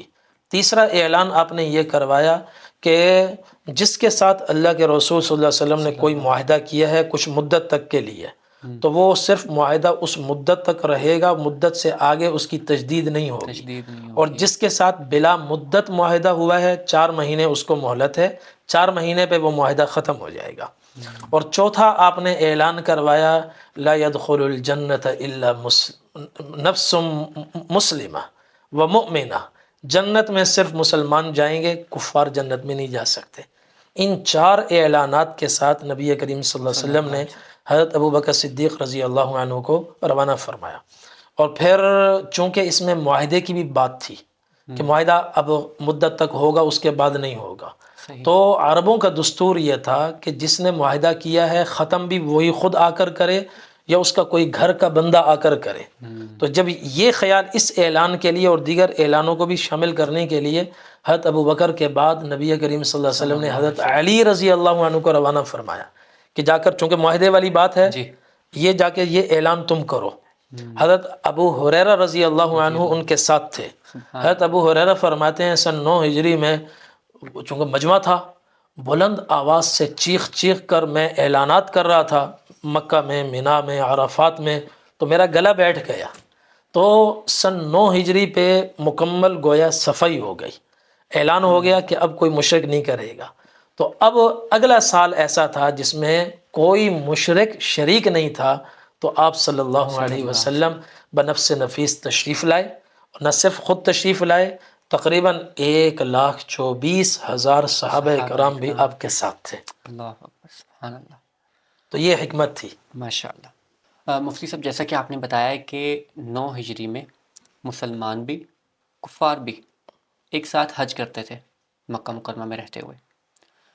دوسری چیز آ جاتی ہے من استطاع الیہ سبیلا.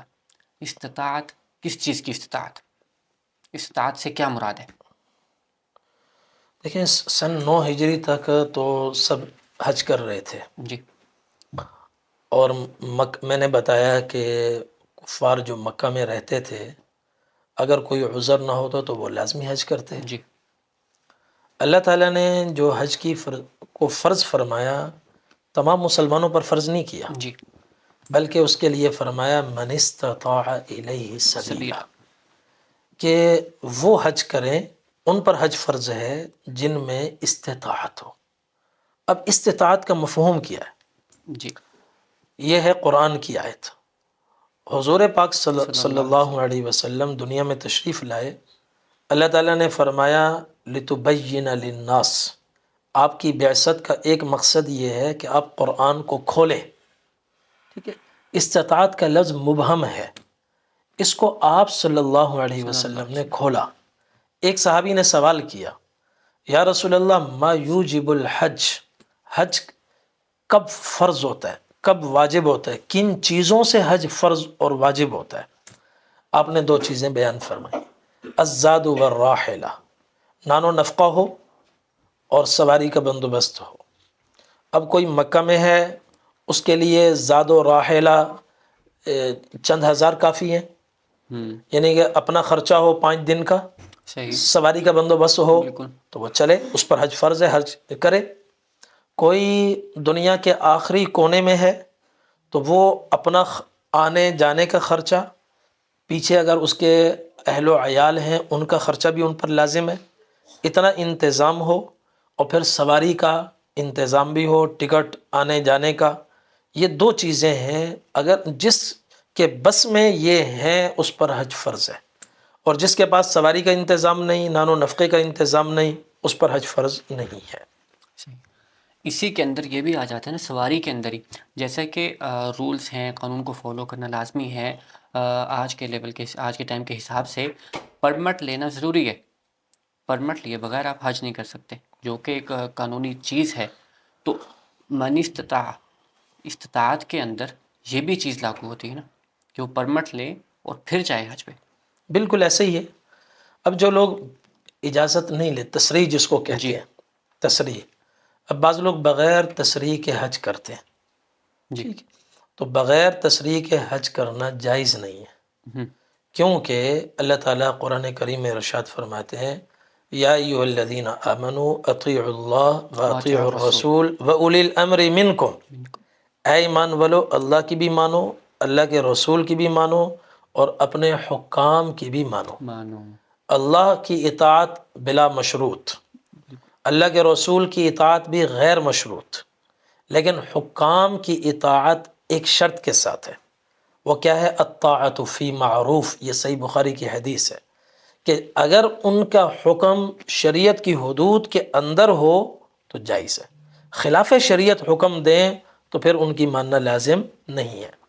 تو اب یہ جو احکامات ان کی طرف سے آتے ہیں، یہ امن و امان قائم کرنے کے لیے اور حجاج کو سہولت پہنچانے سہولت کے دینے لیے، اور اس وجہ سے کہ بے تحاشا اگر رش ہوگا تو صرف امکان نہیں ہے کہ اموات ہوں گی، بلکہ واقعتاً اموات ہوئی ہیں. بالکل کتنے ایسے ہی لوگ مینا میں شہید ہو گئے، شہید ہو گئے. دنیا سے رخصت ہو گئے، احرام کی حالت میں دنیا سے چلے گئے، بالکل ایسا ہی ہے. بھگدڑ مچ گئی. تو ان سانحات سے بچانے کے لیے اور ناگفتہ بھی واقعات کو روکنے کے لیے یہ شرط لگائی گئی. تو اس لیے اس شرط کو ماننا یہ ہر ایک پر لازم ہے. لازم ہے. ٹھیک ہے. اب جو لوگ بغیر تصریح کے چھپ چھپا کے حج کرتے ہیں، ان کا یہ عمل ناجائز ہے. اب اگلا سوال، کیا ان کا حج ہو جائے گا یا نہیں ہوگا؟ یہ ٹھیک بہت ہے، بھی اچھا پوائنٹ ہاں، ہے. ہوگا یا نہیں ہوگا؟ تو بعض لوگ تو کہہ دیتے ہیں حج ہوگا ہی نہیں. ہاں، بعض کہتے ہیں میں کر کے آ گیا ہوں، میں الحمدللہ، وہ اپنے آپ میں بہت دلیر بنتے ہیں. ہاں، اللہ تعالیٰ نے دیکھو قرآن حج کی، جیسے نماز فرض ہے نا، نماز کی فرضیت کے لیے کیا شرط ہے؟ قبلہ رخ ہو جی. اور کپڑے پاک ہوں، جگہ پاک ہو، یہ کچھ شرائط ہیں.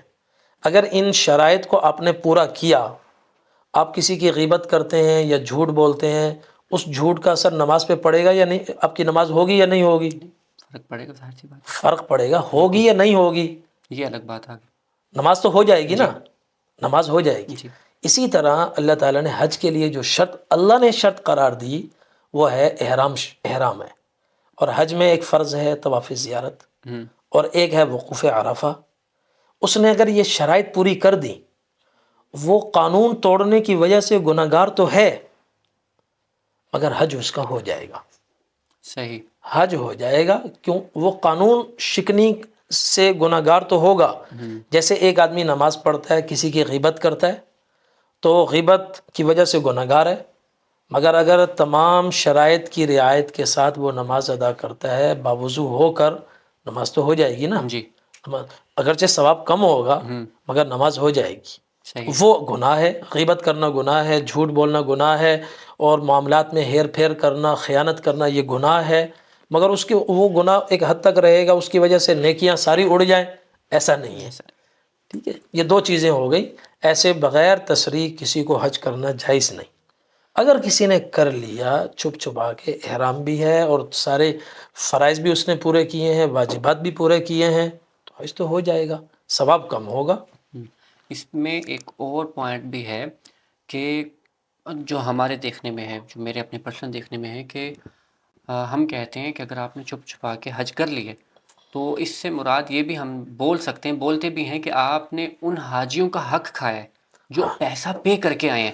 آپ ان کی جگہ پہ جا کے سو رہے ہیں، بالکل. ان کے خیمے خود اپنے استعمال میں، جبکہ آپ فری سے بھاگ کر آئے ہیں. ہاں بالکل غیر قانونی. بالکل تو بالکل. اس پوائنٹ کو یہ کیسے؟ ڈاکہ ہے، یہ بالکل. ان کے حقوق پر ڈاکہ ہے. ثواب کے بجائے میرے خیال دوسری سے بات گناہ یہ مل ہے کہ سکتے ان ہیں. کو ضرورت کیا ہے؟ اگر ان کے پاس استطاعت نہیں ہے، اللہ نے حج فرض ہی نہیں کیا، فرض نہیں کیے. اب کیوں ڈاکہ مارنے جا رہے ہو؟ دوسروں کی حق تلفی کیوں کرنے جا رہے ہو؟ بالکل. تو ان ایسے لوگوں کو ہرگز، ہاں اس کا حل کیا ہے؟ اگر تڑپ ہے اللہ سے مانگو. 100% اللہ تعالیٰ بندوبست فرماتے ہیں. بے شک. ایسے بے شمار واقعات ہیں کہ سچی طلب پر اللہ تبارک و تعالیٰ نے بے سر و سامانی کے عالم میں بھی حج کا انتظام فرما دیا. بے شک. اور پھر مکہ میں وہ رہتے ہیں، خود جا کے طواف کریں، اللہ سے مانگے، اسے بہترین موقع تو کوئی آپ کو اور ہے ایک نہیں. واقعہ سنا، ہمارے ایک قاری صاحب ابھی آئے ہوئے ہیں، آج وہ مکہ مکرمہ روانہ ہوئے. ان کی تنخواہ اتنی ہے کہ وہاں 3 وقت کی روٹی بھی بمشکل چل سکتی ہے، اچھا. مگر دل میں طلب ہے. ہمارے مدرسے کے قاری صاحب ہیں اور بہت متقی پرہیزگار ہیں اور محنت کے ساتھ پڑھاتے ہیں. ماشاء ان کی پورے مدرسے میں ان کی کلاس بھی اول آتی ہے ان کے اللہ. تقوی کی وجہ سے. سبحان اللہ. اب وہ وسائل ان کے پاس ہے نہیں، بلوچ قاری صاحب ہیں. اب وہ اللہ سے انہوں نے مانگنا، دعائیں کرنی شروع کی. وہاں کراچی میں ابھی حالیہ کچھ مہینوں میں ایک اسکیم نکلی. ایک صاحب نے یہ کہا کہ 250 روپے آپ جمع کروائیں ماہانہ، جتنے ممبران ہوں گے تو مہینے کے اختتام پر ہم قرآن اندازی کریں گے، جس کا نام نکلے گا اس کو عمرے پر بھیجیں گے.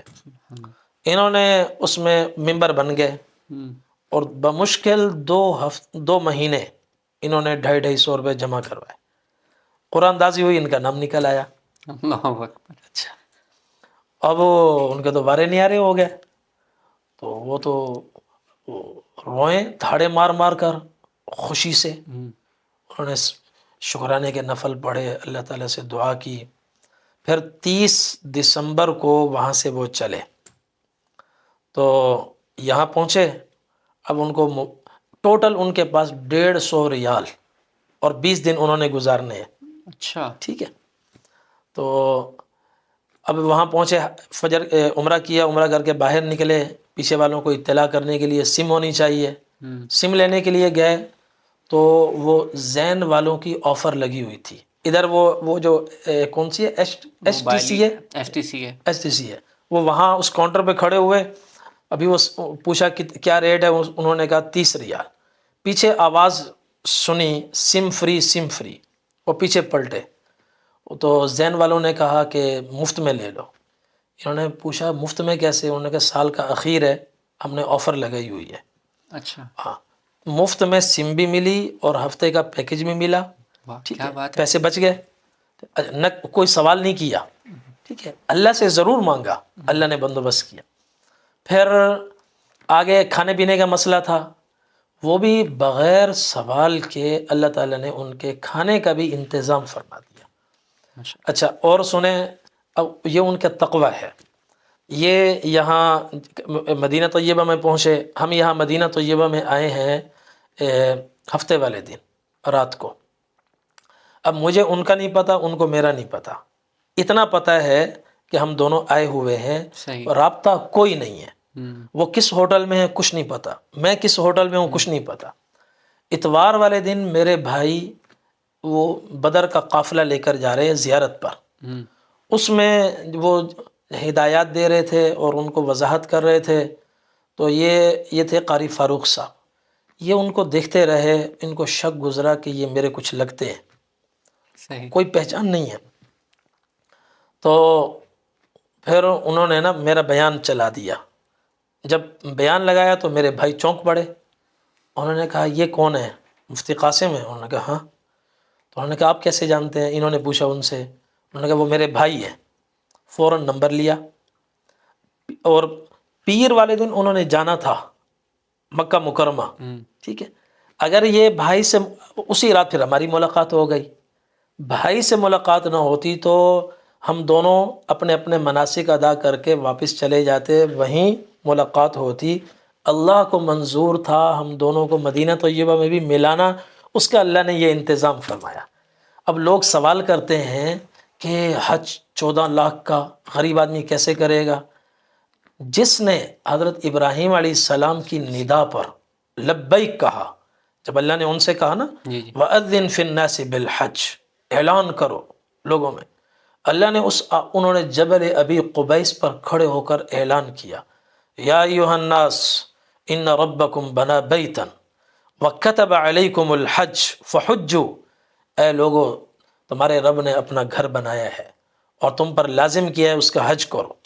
اللہ نے اس آواز کو اتنا اٹھایا کہ بغیر مواصلاتی ذرائع کے وہ آواز پھیلتی پھیلتی دنیا کے کونے کونے تک پہنچی. سبحان اللہ. جو جاگ رہا تھا اس نے بھی سنا، جو کام کر رہا تھا اس نے بھی سنا، جو سویا ہوا تھا اس نے بھی سنا، حتیٰ کہ آواز اور بڑھی. جو بچہ ماں کے پیٹ میں تھا اس تک بھی وہ آواز پہنچی، جو ابھی ماں کے پیٹ میں نہیں آیا باپ کی پشت میں ہے اس تک بھی آواز پہنچی.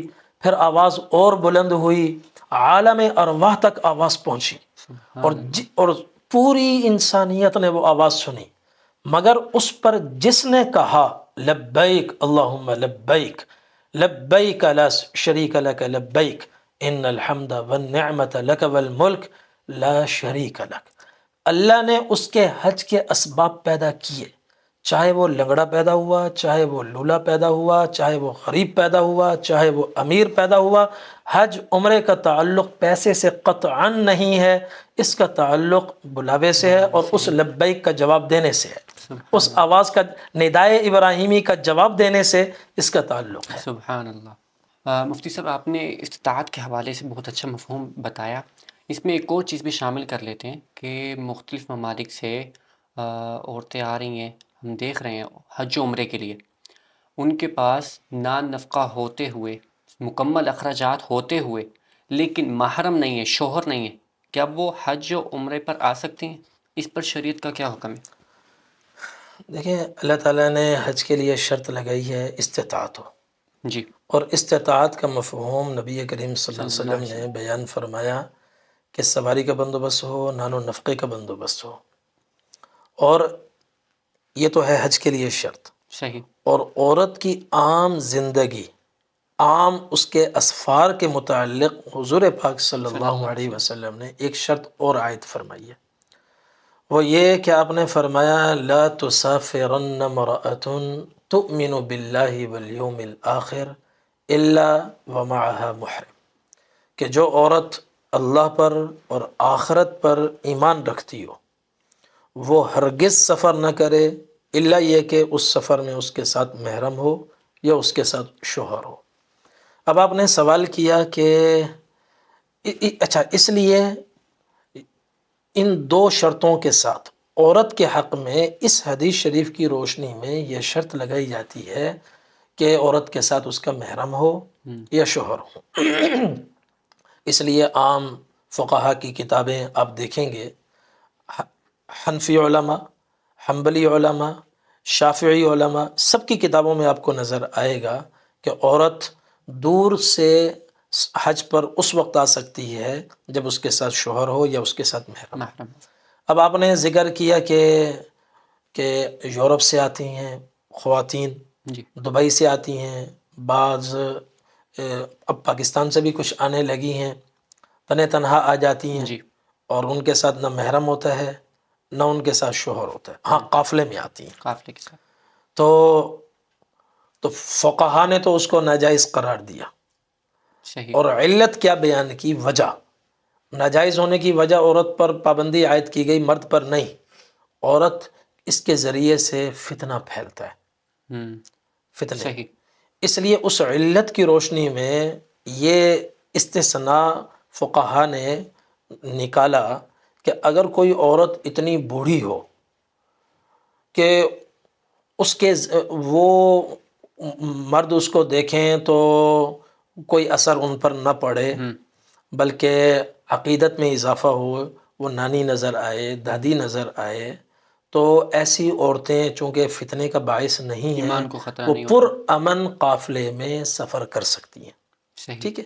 اسی علت کو لے کر اب سب سے پہلے جو سعودیہ کے علماء ہیں انہوں نے بھی بیٹھے مشاورت کی، غور و فکر کیا کہ اللہ کے رسول صلی اللہ علیہ صلی وسلم اللہ علیہ نے وسلم. عورت کو تنہا دور دراز کا سفر کرنے سے منع کیا. جی کیوں منع کیا؟ کہیں کوئی فتنہ پیدا نہ ہو. اب چونکہ حالات بہت بدل گئے ہیں، ایک تو گھر سے چل کر ایئرپورٹ میں کوئی کسی عورت کے ساتھ چھیڑ چھاڑ نہیں کر سکتا، پر جی امن ماحول ہوتا ہے. پھر آگے جہاز ہے، جہاز سے سیدھا جدہ، یہاں بھی کوئی خطرہ نہیں. جی اور وہاں سے آ کر جیسے ہی حدود حرم میں پہنچتے ہیں تو انتہا درجے کا فاسق فاجر بھی نظریں جھکا لیتا ہے. ٹھیک ہے. صحیح. تو خطرہ نہیں. تو اس اور بیچاری عورتیں تڑپ بھی رکھتی ہیں، جی شوق بھی رکھتی ہیں، اور اسی تڑپ میں اکثر چلی گئی آتی ہیں. دنیا سے. ہاں دنیا سے چلی گئی. ایسا بھی ہے بیچاری انتظار کرتے کرتے کوئی شوہر ملے گا یا مجھے اپنا محرم. محرم مل جائے گا. اچھا، عورت کو نہ شوہر کبھی شوہر کی وفات ہو جاتی ہے، محرم کوئی ملتا نہیں ہے، ملتا ہے تو اخراجات اتنے خطیر ہیں کہ وہ کہتے ہیں ہمارے اخراجات اٹھاؤ تو ہم ساتھ چلیں. اس کے پاس اتنا نہیں ہے کہ اپنا بھی خرچہ اٹھائے، ان کا بھی خرچہ اٹھائے. تو وہ دنیا سے چلی جاتی ہیں. بالآخر ان کو وصیت کرنی پڑ جاتی ہے کہ میرے بعد میرا حج بدل کروا دینا. چنانچہ انتظار کرتے کرتے دنیا سے چلی جاتی ہیں، اور ان کے مرنے کے بعد پھر ان کی طرف سے حج بدل ہو رہا ہوتا ہے. تو اس لیے سعودی علماء نے سب سے پہلے جب غور و فکر کیا، اس علت کو ڈھونڈا، اور علت کی روشنی میں پھر حالات کا جائزہ لیا کہ اس سفر میں خطرات بہت کم ہیں، اس لیے انہوں نے فتویٰ دیا کہ اگر پر امن قافلہ ہو تو عورت سفر کر سکتی ہے. پھر پاکستان میں علماء کونسل، جی اسلامی نظریاتی کونسل جو سرکاری سطح پر ہے، جی جی اور اس میں ہر مکتب فکر کے علماء ہیں، انہوں نے بھی غور و خوض کیا تو انہوں نے بھی یہی فتویٰ دیا کہ عورت کر سکتی ہے. ہمارے عام مدارس سے اگرچہ فتویٰ یہ جاری ہوتا ہے ایسی عورت اخیر وقت تک کسی محرم کا انتظار کرے یا شوہر کا انتظار کرے، اللہ تعالیٰ اس کو رشتہ عطا فرما دے تو اپنے شوہر کے ساتھ آئے یا محرم کے ساتھ آئے، یا پھر حج بدل کی وصیت کر جائے. لیکن اگر کوئی تڑپ رکھنے والی یہ سوچ کر کہ میری ذات سے کوئی آدمی فتنے میں مبتلا نہیں ہوگا اور میں انشاءاللہ شریعت کی حدود میں رہ کر اپنا گھر سے واپس گھر آنے تک پورا سفر یقینی بناؤں گی، اور وہ چل پڑتی ہے تو انشاءاللہ اس کا بھی حج ہو جائے گا. سبحان اللہ. مفتی صاحب سوالات تو ماشاءاللہ بہت زیادہ ہیں، اور اگر ترتیب وائز سوالات لے کر بیٹھیں تو مزید 2-4 دن اور لگ سکتے ہیں. اتنے زیادہ سوالات ہمارے پاس آئے ہوئے ہیں.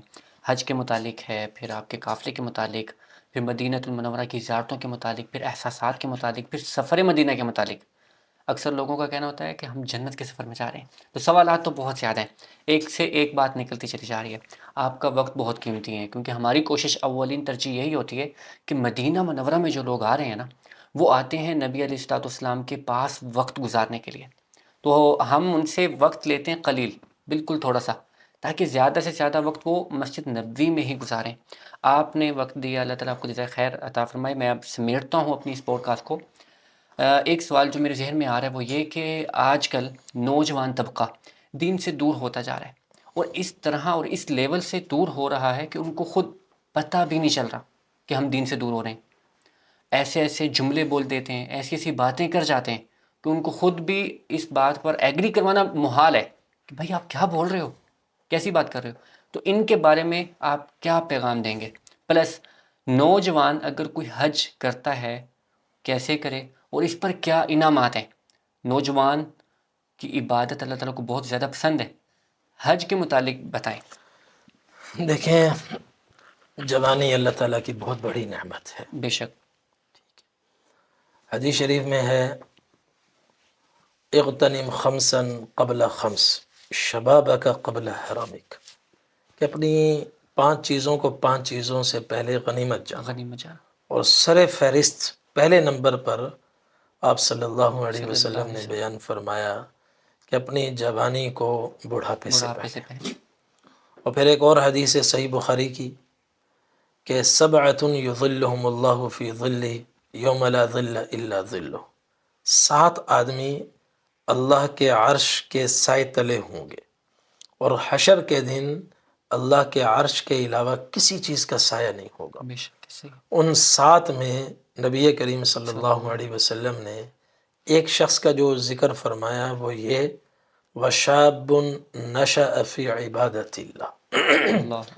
کہ وہ نوجوان جو اللہ کی عبادت میں پروان چڑھا ہو، یعنی اللہ کی بندگی، اللہ کی محبت، اللہ کی معرفت اس کے اندر رچ بس گئی ہو. تو اس لیے میں نوجوان طبقے کو یہ پیغام دینا چاہوں گا، دین آپ سے دور نہیں، آپ دین سے دور ہو. اللہ. جنت آپ سے دور نہیں. حضور پاک صلی اللہ علیہ وسلم نے فرمایا الجنت اقرب الی احدکم من شراک نعلہ، کہ جنت تمہارے بہت قریب ہے، تمہارے جوتے کے تسمے سے بھی تمہارے زیادہ قریب ہے. یعنی بہت آسان عمل کر کے، ایمان عمل کر کے بڑی آسانی کے ساتھ جنت میں جا سکتے ہو. تو اس لیے آپ ایک قدم اٹھاؤ گے، اللہ جل جلالہ کئی قدم اٹھائیں گے. آپ ایک بالش چلو گے، ومن اتانی یمشی، اللہ تعالیٰ فرماتے ہیں اتیت تقربت الیہ ذراعا، تم ایک بالش چلو گے میں ایک ہاتھ چلوں گا. سبحان اتنا. اللہ. ومن تقرب الی ذراعا تقربت الیہ باعا، تم ایک ہاتھ چلو گے میں 2 ہاتھ تمہاری طرف چلوں گا. سبحان ومن اللہ. اتانی یمشی اتیتہ ہرولۃ، تم چل کر آؤ گے میں دوڑ کر تمہارے پاس آؤں گا. تو دین ان الدین یسر، دین بہت آسان ہے. اور وما جعل علیکم فی الدین من حرج، اور اللہ نے دین میں کوئی تنگی نہیں رکھی. یہ ذہنوں میں بات بیٹھی ہوئی ہے کہ دین پر چلنا بڑا مشکل ہے. تو میں نوجوان طبقوں سے کہتا ہوں کہ دین پر چلنا کوئی مشکل نہیں. اللہ تعالیٰ دین و دنیا کی بھلائیاں نصیب فرمائیں گے. تو ایک تو ہم نبی کریم صلی اللہ علیہ وسلم کے بلند اخلاق کو اپنانے کی کوشش کریں.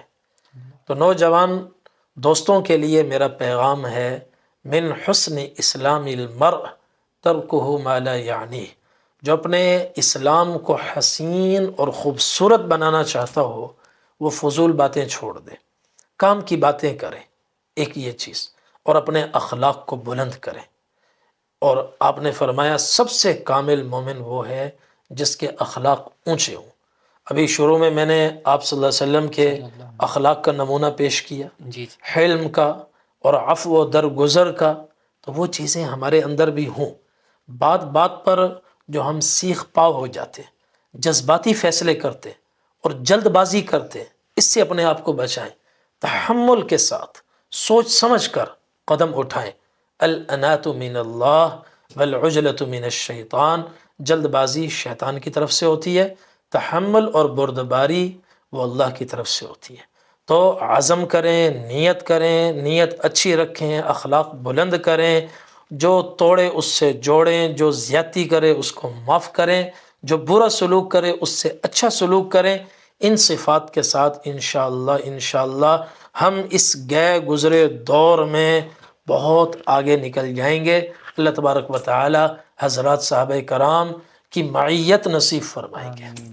مفتی صاحب آپ ابھی گھر میں تشریف لائے، میرے گھر میں جو دعا لکھی ہوئی تھی گھر میں داخل ہونے کی، آپ نے جو ایک چھوٹی سی مسٹیک نکال کر مجھے بتائی نا، باخدا 3 سالوں میں نے وہ مسٹیک پر زور نہیں دیا، توجہ ہی نہیں دی۔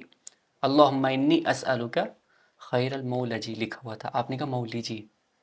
تو نبی علیہ الصلوۃ والسلام کی مبارک زندگی اور مبارک دعاؤں کے اندر آپ کا اتنا انٹرسٹ اور اتنی بہترین گفتگو، پھر یہ حج کے بارے میں، اور پھر ذوق پیدا کروانا قافلے کے اندر، یہ باتیں سن کے تو میرا دل کر رہا ہے کہ اس بار حج انشاءاللہ آپ بھی دعا فرمائیں، میں بھی دعا کرتا ہوں کہ آپ کے ساتھ ہو۔ اتنی بہترین گفتگو آپ نے کی ہے۔ تو آپ جیسے کہ پاکستان سے قافلے کو لے کر آتے ہیں، حجاج کرام کو لے کر آتے ہیں، ہم آپ کے ساتھ حج کیسے کریں؟ یہاں والے جو یہاں پر رہتے ہیں آپ کے ساتھ حج کرنا چاہتے ہیں، تو اس کے متعلق بتائیں۔ یہ تو آپ کا حسن ظن ہے اور آپ کی محبت ہے، اللہ تعالیٰ آپ کو خوش رکھے۔ ذرا نوازی ہے۔ میں تو ایک طالب علم ہوں اور میں اپنے آپ کو بڑا علامہ نہیں سمجھتا، میں تو احادیث پڑھتا ہوں اور وہی پڑھ کے ترجمے کے ساتھ سنا دیتا بہت کم سننے میں ملتی ہیں ایسی احادیث، نبی علیہ الصلوۃ والسلام کے بارے میں اتنی بہترین گفتگو بہت کم سننے میں ملتی ہیں۔ ہوں۔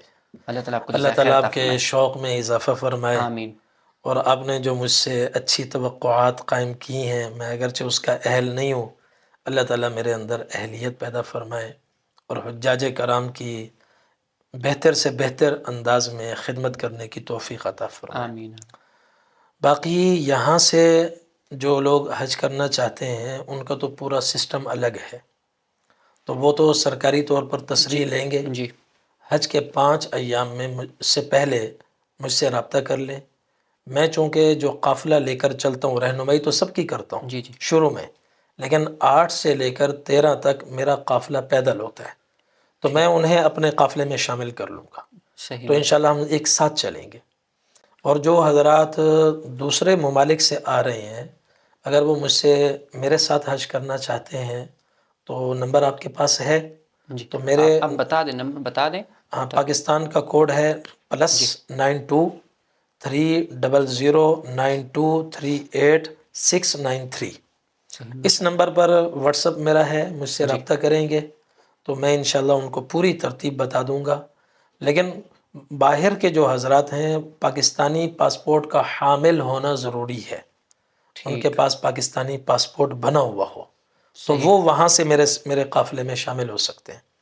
باقی اگر دنیا کے اطراف اکناف سے حجاج کرام آتے ہیں اور وہ پیدل حج کرنے کے خواہش مند ہیں تو ہم انہیں بھی مرحبا کہیں گے اور ان کی بھی انشاءاللہ ہم خدمت کریں گے اور بے لوث خدمت ہوگی انشاءاللہ۔